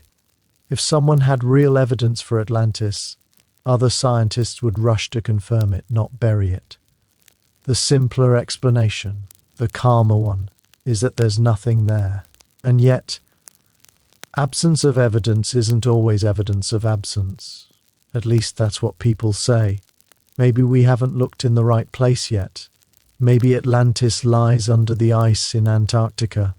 Maybe it's buried beneath sediment in some unexplored corner of the ocean. Maybe the ruins exist, but we don't recognize them for what they are. These possibilities, however slim, keep the search alive. The hope that the next expedition might find something, that the next sonar sweep might reveal shapes hidden in the deep. Hope is a powerful thing. It survives disappointment remarkably well. Your body is probably very relaxed now. The weight of the blankets, the quiet of the room, the slow, steady rhythm of your breathing. We followed this story a long way, from Plato's garden in Athens to Blavatsky's seances, from Marinatos digging through volcanic ash to submarines scanning the ocean floor, from philosophy to pseudoscience to real science and back again. The search continues. People are still looking, still hoping, still finding patterns in noise and declaring them proof. Maybe they'll find something someday. Stranger things have happened. Or maybe Atlantis will remain what it has always been. A story, a mirror, a way for humans to think about what we might become and what we might lose. There's something peaceful about that idea. Not every mystery needs a solution. Some questions are more valuable than their answers. Rest now. Let the water close over the ruins. Let the sediment settle. The final chapter of this story isn't really about the search. It's about meaning, about why Atlantis endures, about why, after more than 2,400 years, we still can't quite let it go. But that can wait. The ocean is patient. So is the dark. The search never truly stopped. Every few years, someone announces a new discovery. A sonar image that looks like buildings, satellite photos showing geometric patterns beneath the waves, ancient maps that supposedly prove advanced navigation existed before recorded history. Google Earth made it worse. Suddenly, anyone with an internet connection could scan the ocean floor from their bedroom. People found straight lines, rectangles, grids that seemed too regular to be natural. Most of it was digital noise, artifacts created when different data sets were stitched together. That didn't stop the press releases, didn't stop the YouTube videos, didn't stop people insisting they'd found Atlantis without ever leaving their chair. In 2009, a British aeronautical engineer spotted a grid pattern on Google Earth west of the Canary Islands. It looked like streets, a city plan. The story went viral before anyone could check. It turned out to be sonar data, boat tracks the paths research vessels had taken back and forth while mapping the seafloor. Nothing mysterious, just the quiet traces of scientific work. But for a few days the headlines felt triumphant. Atlantis found at last. In 2011, another researcher claimed to have found Atlantis in southern Spain, in marshlands near the coast. Concentric rings were visible from satellite images. The timing matched an ancient tsunami. The location seemed close enough to the Pillars of Hercules. National Geographic made a documentary. Scientists examined the site. The rings turned out to be natural geological formations. The area was interesting, possibly linked to Tartessos. But it wasn't Atlantis. Too small, too recent, too different. Same story, different decade. In 2018, another claim surfaced, this time off the coast of Morocco. Satellite imagery again, geometric patterns again, confident declarations again. The pattern repeats because it works. And now, you don't need to follow it any further tonight. The ocean can keep its secrets a little longer. And you can let go. It generates headlines. It sells books. It gets television specials made. There is an audience for Atlantis discoveries. And that audience doesn't particularly care whether the scientific community is convinced or not. Curiosity is enough. Mystery is enough. The promise that something extraordinary might be hiding just out of reach keeps people listening. But something shifted in the late 20th and early 21st centuries. Atlantis stopped being only a historical puzzle. It slowly became entertainment. Jules Verne had started that transformation back in the 1870s, when his submarine captain drifted through Atlantean ruins in 20,000 leagues under the sea. That planted the idea that Atlantis wasn't just something to debate, it was something to explore. But the real expansion came much later, with movies and television. In 2001, Disney released an animated film, Atlantis, The Lost Empire. It featured giant machines, glowing crystals, and an underground civilization surviving in secret. The film didn't perform especially well at the box office, but that almost doesn't matter. What mattered was how completely Atlantis had been absorbed into the language of adventure storytelling. That same year, the television series Stargate spun off into Stargate Atlantis, imagining the lost city as an alien spacecraft drifting through distant galaxies. In DC Comics, Aquaman ruled Atlantis as an underwater kingdom. In Marvel, Namor the Submariner did much the same. Video games sent players wandering through flooded ruins in franchises like Tomb Raider and Assassin's Creed. Slowly, almost without anyone noticing, a particular version of Atlantis became the default. Not Plato's philosophical allegory, not even the early pseudo-scientific speculation, but the mystical version, the one with crystals and psychic powers. The Blavatsky and Casey vision where Atlantean technology was indistinguishable from magic. That version is more fun, makes better movies, it fills screens with light and motion and spectacle, but it also shows how far we've drifted from the source. Plato would barely recognize what his story has become. The original Atlantis wasn't an adventure, it was a warning, a political parable about corruption, arrogance, and collapse. It wasn't really about a lost island at all, it was about Athens. About what Athens had become after the Peloponnesian War. The foreign empire was a mirror, not a mystery, but that's hard to sell in a summer blockbuster. Modern audiences want action. They want clear heroes and villains. They want underwater cities glowing with impossible energy, ancient war machines waiting to be activated by belief or destiny. The philosophical Atlantis is too subtle, too quiet, too uncomfortable. It asks questions instead of providing answers. It unsettles instead of entertaining. So we get the other version, the one where Atlantis is basically a superhero origin story. Ancient technology waiting to be rediscovered. Hidden knowledge that could change everything. Power just beneath the surface waiting for the right person to claim it. It isn't what Plato wrote, but it's what we want to hear. And then there's the ancient aliens phenomenon. If you've watched the History Channel at any point in the last 15 years, you know the format. Every ancient mystery has the same solution, the pyramids. Aliens, Stonehenge, aliens, the Nazca lines. Definitely aliens. The series has been running since 2009 with hundreds of episodes. It's one of the most successful programs the network has ever produced, and Atlantis appears again and again. Some proponents argue that the Atlanteans were extraterrestrials.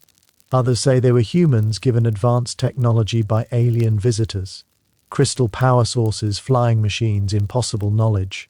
Some go further still.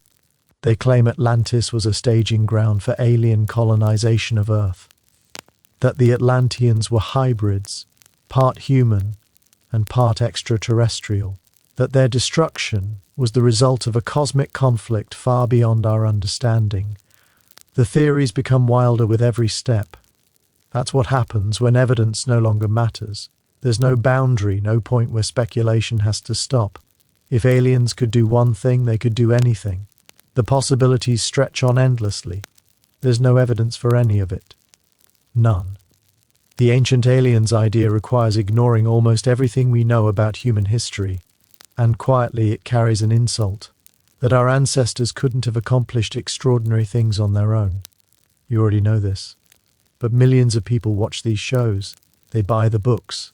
They believe at least a little that official history is incomplete, that secrets are being kept, that somewhere in the deep past, something astonishing happened and we've been told to forget it. The internet has amplified this feeling. Anyone can publish anything now. The old gatekeepers are gone. You can find online communities devoted to every possible version of Atlantis. Crystal technology, alien origins, Antarctica, spiritual dimensions beyond space and time. Inside these spaces, people share evidence, reinforce each other's beliefs, and build entire alternative histories. They feel coherent. They feel convincing. They feel real to the people who inhabit them. It's a parallel universe of knowledge, separate from academia, separate from science, operating by its own rules. Atlantis has become a symbol of that feeling, the sense that history is deeper than textbooks suggest, that ancient people knew things we've forgotten, that advanced civilizations may have risen and fallen long before us, and that our own civilization might not be as unique as we like to believe. It's a seductive worldview, and it isn't entirely wrong, at least not in spirit. Ancient people were clever. They were observant. They built extraordinary things with limited tools. They mapped the skies with naked eyes and developed sophisticated astronomical systems. They crossed oceans in boats we'd hesitate to step into. They created art and stories that still move us thousands of years later. We underestimate them all the time.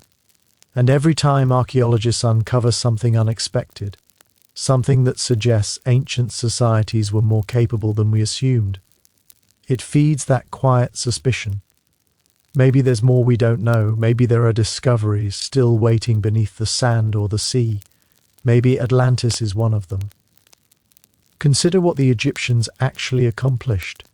The Great Pyramid was built with copper tools and human muscle, more than 2 million stone blocks, some weighing over 50 tons, placed with astonishing precision. No wheels, no iron, none of the technologies we consider essential for construction on that scale. And they left records. We know how they did it. Ramps, levers, thousands of workers, decades of steady effort. It's impressive precisely because it was human, because they solved impossible problems with the tools they had, and that quiet truth. slow, methodical, grounded, is perhaps more remarkable than any lost continent could ever be. You can rest with that thought now. Let the speculation fade, let the noise settle. The past is vast, the night is long, and you don't need all the answers before you sleep. The same is true for the Romans and their aqueducts. Long lines of stone carrying water across valleys and hills, calculated carefully so gravity alone would do the work. No pumps, no electricity, just patience, geometry, and generations of experience. The same is true for the Maya and their calendar, tracking cycles of time with extraordinary precision, watching the sky night after night, year after year, until patterns revealed themselves. Not magic, not outside intervention, just careful observation remembered and refined. And the same is true for the Polynesians, setting out across thousands of miles of open ocean in narrow canoes. No maps as we understand them, no compasses, only stars, currents, clouds, the color of the water, the flight paths of birds. Knowledge passed down quietly, apprentice to elder, mistake to correction, success to memory. None of this required aliens. None of it required survivors of a lost super-civilization whispering secrets into willing ears. It required human ingenuity, applied slowly over long stretches of time, trial and error, failure remembered, success repeated, knowledge accumulating the way sediment does, layer by layer, and yet, somehow, that explanation often feels insufficient, too ordinary, too quiet. We want our ancestors to have had help. We want there to be a secret, something hidden just beneath the surface. The trouble isn't really the evidence. The trouble is the distance between ancient people were impressive, and ancient people had flying machines powered by crystals. That gap is vast, and crossing it requires more than curiosity. It requires belief. So let's step back for a moment. Let's ask a different question. Not where Atlantis was, not whether it existed, but why this story persists at all. 2,400 years. That's how long Atlantis has been with us. One story told in one dialogue by one philosopher, and it's still generating books and movies and television specials and internet arguments in the 21st century. Why?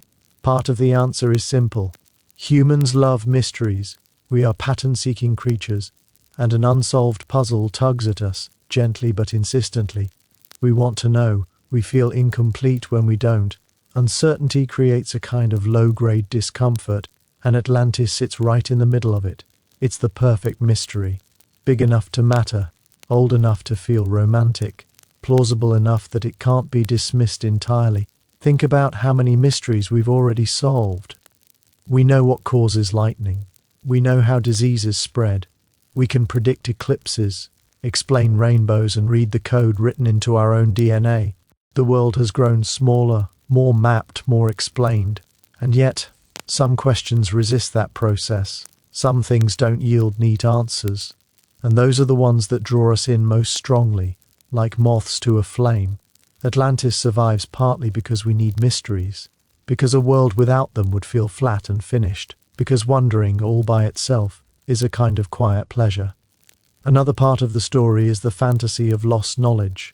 We live in an age of overwhelming information, more data than any generation before us has ever had, and still, things feel unstable, problems remain unsolved. The future feels uncertain. Climate change, political division, economic inequality, disease, the challenges keep coming, and our solutions never feel quite sufficient. So we wonder, what if there was wisdom we'd forgotten? What if ancient people knew something we don't? What if recovering that knowledge could save us? It's a comforting thought. Even if it isn't true, it offers reassurance. It suggests that answers already exist, that progress isn't the only direction available to us, that we can look backward as well as forward. Every generation has felt this pull. The Romans idealized the early Republic. Medieval Europeans idealized Rome. The Renaissance idealized Greece. And again, people have idealized Atlantis. We project our hopes onto the past because the future can feel frightening. Then there's the warning embedded in the story. Plato's Atlantis was never just about loss. It was about corruption.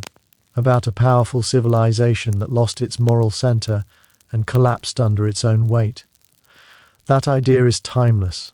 Every society worries about decline. Every empire wonders quietly if it will be next. Atlantis gives that anxiety a shape, a precedent. It says, "This has happened before. It can happen again." In the 20th century, that warning grew louder. The atomic age made total destruction imaginable in a way it never had been before. The sudden end of Atlantis no longer felt purely mythological. It felt plausible. And now, with rising seas and a changing climate, the image has gained new weight. Coastal cities threatened, island nations disappearing, civilizations strained by environmental changes they helped create. You don't need to believe Atlantis was real to feel the truth in that. The story works because it reflects something genuine about human vulnerability, about the gap between our power and our wisdom. We can build wonders, and we can destroy them. We can rise to great heights and fall just as far. Atlantis is a reminder, a quiet memento mori for civilizations. And finally, there's the simplest reason of all. It's a good story. Plato understood narrative, the concentric rings of the city, the golden walls, the ritual sacrifice of bulls, the slow moral decay of a once noble people, the sudden, complete destruction. These images linger. They invite imagination. They generate retellings and reinterpretations, variation after variation, century after century. Think about what makes a story last. Vivid detail, emotional weight, a clear arc, a world that feels real even when it isn't. Atlantis has all of that. The city is described clearly enough to picture. The decline feels psychologically believable. The ending is final and absolute. We know how it ends. The water rises, the city falls. Everything is lost. A lesser story would have faded away. A forgettable one would have vanished with the Library of Alexandria. Atlantis endures because it works. As literature, as myth, as a shape for human longing. We remember what moves us, and Atlantis has been moving people for 24 centuries. It will probably keep doing so for many more. Maybe that's enough. Maybe Atlantis doesn't need to be real to matter. Maybe the search is more important than the finding. Maybe the questions are more valuable than any answer could be. There's something quietly beautiful about that. A story that gives without ever quite arriving. A mystery that rewards attention without demanding resolution. Some of the most important things in life are like that. Love, meaning, purpose. You don't solve them. You live with them. You keep asking, even when answers don't come. Atlantis might be the same, a question worth asking forever, a dream worth returning to again and again. Your eyes are probably closed now, or beginning to close. The heaviness of sleep settling over you, slow and gentle like water rising. That's okay. That's good. We're almost done. One more section. One more small piece of the puzzle.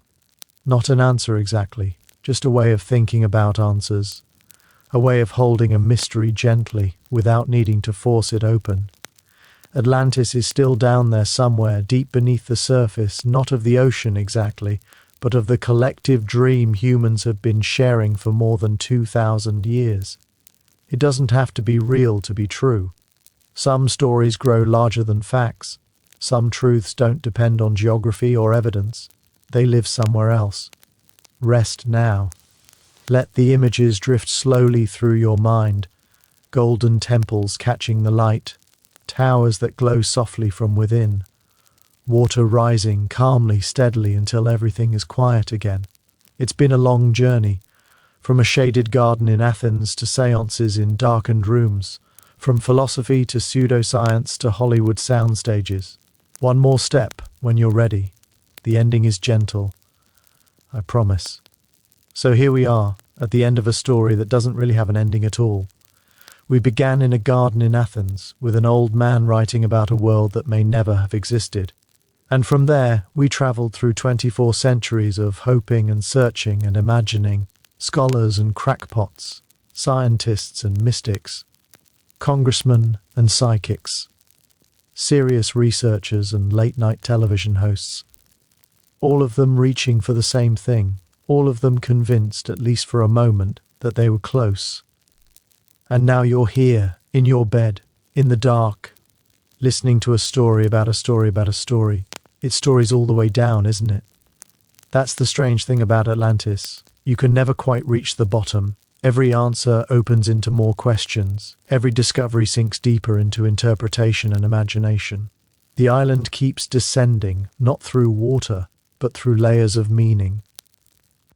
Let's go back to Plato one last time, not to repeat what we already know, but to see him differently now, knowing everything that came after. He was an old man by then, around 70 years old, writing in the quiet twilight of his life. His most brilliant student had already left to build a different school. His political experiments had failed, painfully and publicly. The perfect society he imagined in the Republic existed only on papyrus. And instead of writing about a future utopia, he chose to write about a lost civilization. Why? Maybe it really was just a teaching device, a philosopher's thought experiment, a vivid story meant to make abstract ideas easier to grasp. Philosophers do that all the time. They invent scenarios, nothing unusual about it. But maybe it was something more. Maybe Plato looked at his own life and saw Atlantis everywhere. Athens had been great once. It had stood alone against the Persian Empire when others surrendered. It had built the Parthenon, invented democracy, produced Socrates. For a brief shining moment, it had been exactly the kind of virtuous society Plato admired. And then it rotted. The Peloponnesian War, the plague, the disastrous Sicilian expedition, the rule of the 30 tyrants, some of them Plato's own relatives, the execution of Socrates, the slow fading of a golden age into something colder and harsher. Plato had watched his city become the very thing it once opposed. He had seen power corrupt. He had seen virtue erode. He had seen good people make terrible choices. Sound familiar? Atlantis wasn't really an island in the Atlantic. Atlantis was Athens. Or what Athens could have been. Or what any civilization might become. The story wasn't about the past. It was about the future. About what happens when societies lose their way, when power becomes its own justification, when ambition overwhelms restraint. Plato was writing a warning, and here's the strange part. The warning didn't work because anyone took it literally, not because societies read Plato and reformed themselves.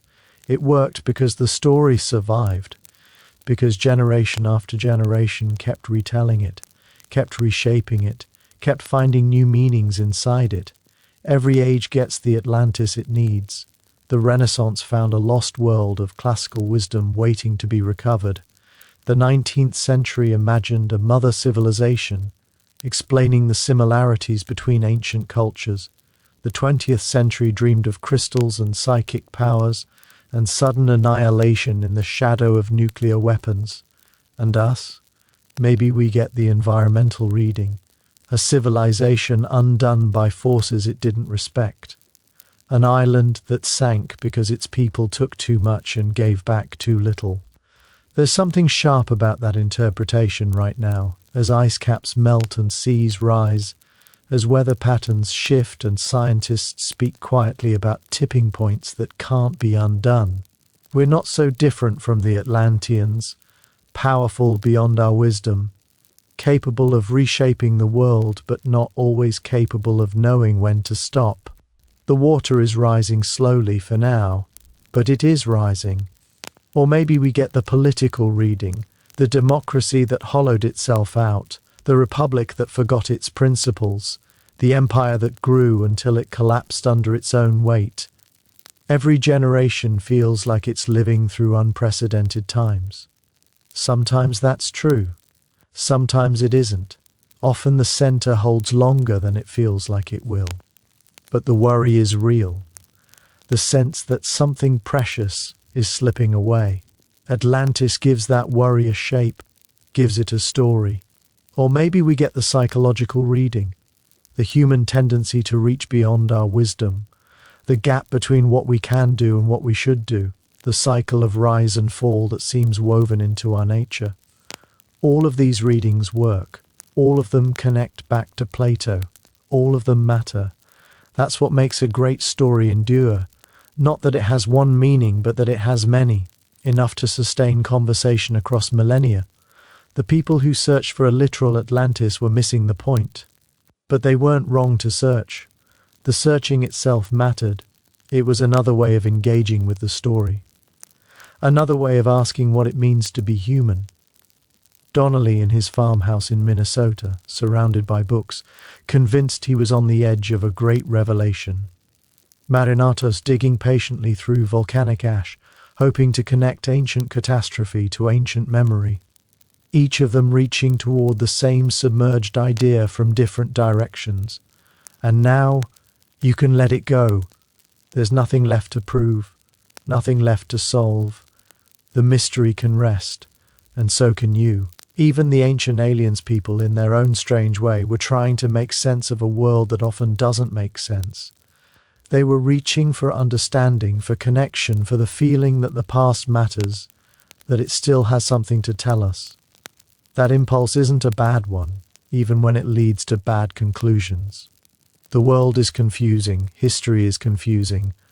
Most of the time, we're all just making our best guesses with whatever tools we happen to have. Some people have better tools.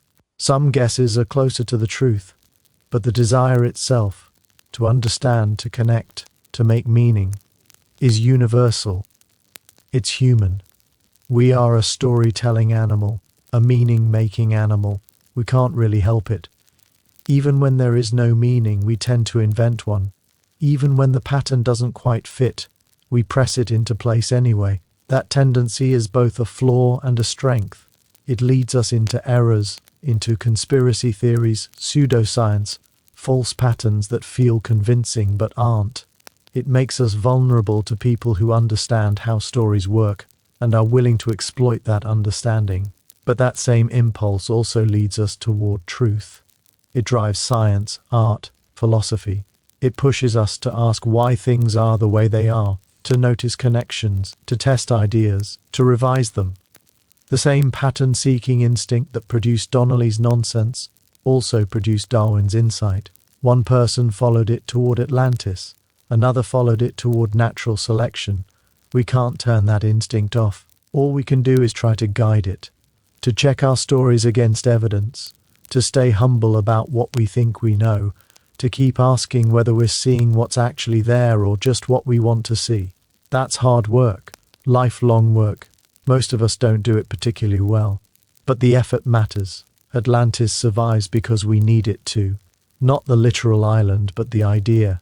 The symbol, the story that holds all other stories about civilizations and their fates. We'll keep telling it. We'll keep reshaping it. We'll keep finding new versions that speak to whatever worries and hopes we happen to have at the time. 100 years from now, people will still be talking about Atlantis. They'll have new theories, new technologies, new interpretations we can't imagine yet.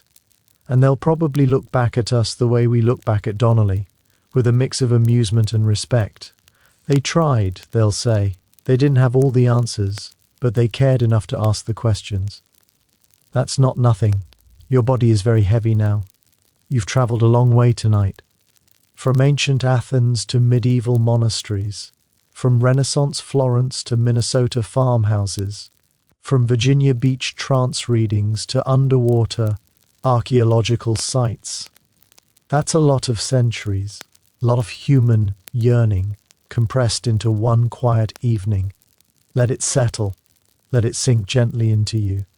There's a theory, probably not scientific but beautiful anyway, that dreams are how we process stories, that when we sleep, the mind sorts through what it's heard, finding patterns, making connections, keeping what matters, and letting the rest drift away.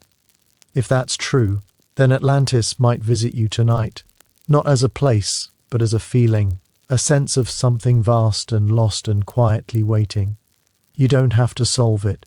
You don't have to find it. You can just let it be there, washing over you like water. That's what stories do in the end. They don't demand anything, they simply offer themselves, and we take what we need. Plato is long gone. He's been gone for more than 2,000 years. But his story keeps speaking, keeps asking questions we haven't finished answering. Did Atlantis exist? We don't really know. We probably never will. The evidence points toward no. But evidence isn't everything. Some truths live beyond evidence. Some stories are true even when they aren't factual. Maybe that's the real lesson. Not that Atlantis was real. Not that we should keep searching for ruins under the sea. But that the search itself has value. That wandering is worthwhile. That mystery is not a problem to be solved, but a gift. The ancient Greeks had a word for this feeling, thaumazein. It's often translated as wonder, but it means more than simple curiosity. It's the wonder that comes before understanding, the openness that makes learning possible. Plato said philosophy begins in wonder. Aristotle said the same thing. Before you can know anything, you have to be amazed that there is anything to know at all. You have to stand in front of the universe feeling small and confused and quietly hungry for answers. That feeling doesn't disappear when you learn things. It deepens. Every answer reveals new questions. Every solved mystery opens onto larger mysteries. The people who think they've figured it all out are usually the ones who've stopped wondering, stopped growing, stopped being fully awake to how strange existence really is. Atlantis keeps that sense of wonder alive, even when you're fairly sure it never existed. Even after all the debunking and explanations, there's still something there, a faint shimmer that doesn't quite fade. Maybe that's worth holding on to. We live in a world that wants to measure everything, quantify everything, explain everything. And there's real value in that. Science has given us longer lives, cleaner water, the ability to speak across continents. But it can't tell us why any of it matters. It can't explain what makes a life feel meaningful. It can't measure the quiet feeling of lying in the dark, listening to an old story, sensing yourself connected to everyone who's ever listened to it before. Some things resist measurement. Some truths can't be searched or calculated. Atlantis is like that. A truth that lives in the searching, not the finding. The water is dark and quiet now. The temples are down there, maybe, or maybe they never were. The golden walls have dissolved into nothing, or they were always only words. The orichalcum has returned to the earth, or it never existed outside imagination. But the story floats, light as a dream, ready for whoever needs it next. You can carry it with you into sleep if you want. Let it mix with everything else in there. Your memories, your hopes, your fears, the random firing of neurons in the dark. Atlantis has been doing this for a very long time, drifting through human dreams, becoming part of our shared imagination. One more dreamer won't hurt. The ocean is patient. It's been waiting 9,000 years if you believe Plato, or 140 years if you count from Donnelly, or just since tonight, since you started listening. Time gets strange when you're falling asleep. Centuries compress, moments stretch. You're here, and you're there, and you're everywhere at once. That's fine. That's how it's supposed to feel. Plato is in his garden writing by lamplight. Donnelly is at his desk in Minnesota, snow falling outside. Marinatos is brushing ash from a fresco, seeing colors that haven't seen daylight in 3,000 years. Casey is lying in a trance, speaking softly about crystals and catastrophe. They're all with you now, all part of the same long story, all asking the same quiet question. What was lost? What might be found? What does it mean to search for something that may not exist? You don't have to answer. Some questions aren't meant to be answered. They're meant to be held, wondered about, carried gently into sleep. The water rises slowly, gently. Not like a catastrophe, like a tide, like a blanket being pulled up. Let it cover the temples. Let it fill the canals. Let it smooth the ruins until there's nothing left but dark water and silence. That isn't destruction. That's rest. Even civilizations need to sleep sometimes. You're part of one, after all. A civilization with its own temples, its own virtues, its own dangers. You're living in the middle, a story that future generations will tell. Maybe they'll understand us better than we understand ourselves. Or maybe they'll turn us into legends. Maybe they'll wonder if we really existed, or if we were just a story told to make a point. Either way, the story will continue. Stories always do. And you're part of it now. Part of a long chain of people who've wondered about Atlantis, who've lain awake in the dark thinking about lost worlds and what they might mean. That connection doesn't require belief. It doesn't require proof. It just requires listening. And you've listened all the way to the end. The story is over now, or at least this telling of it is. Tomorrow there will be other tellings, other questions, other people lying awake in the dark, wondering. But right now there's just this, the quiet, the darkness, the slow drift towards sleep. Atlantis is down there somewhere in the deep water of your unconscious, in the place where stories go when we're not telling them. It'll be there when you wake up, changed, maybe, filtered through whatever dreams you have tonight. Some things don't sink completely. Some things float back up no matter how deep they go. Atlantis is one of those things. So are you. Rest now. The search is over for tonight. Good night. Sleep well.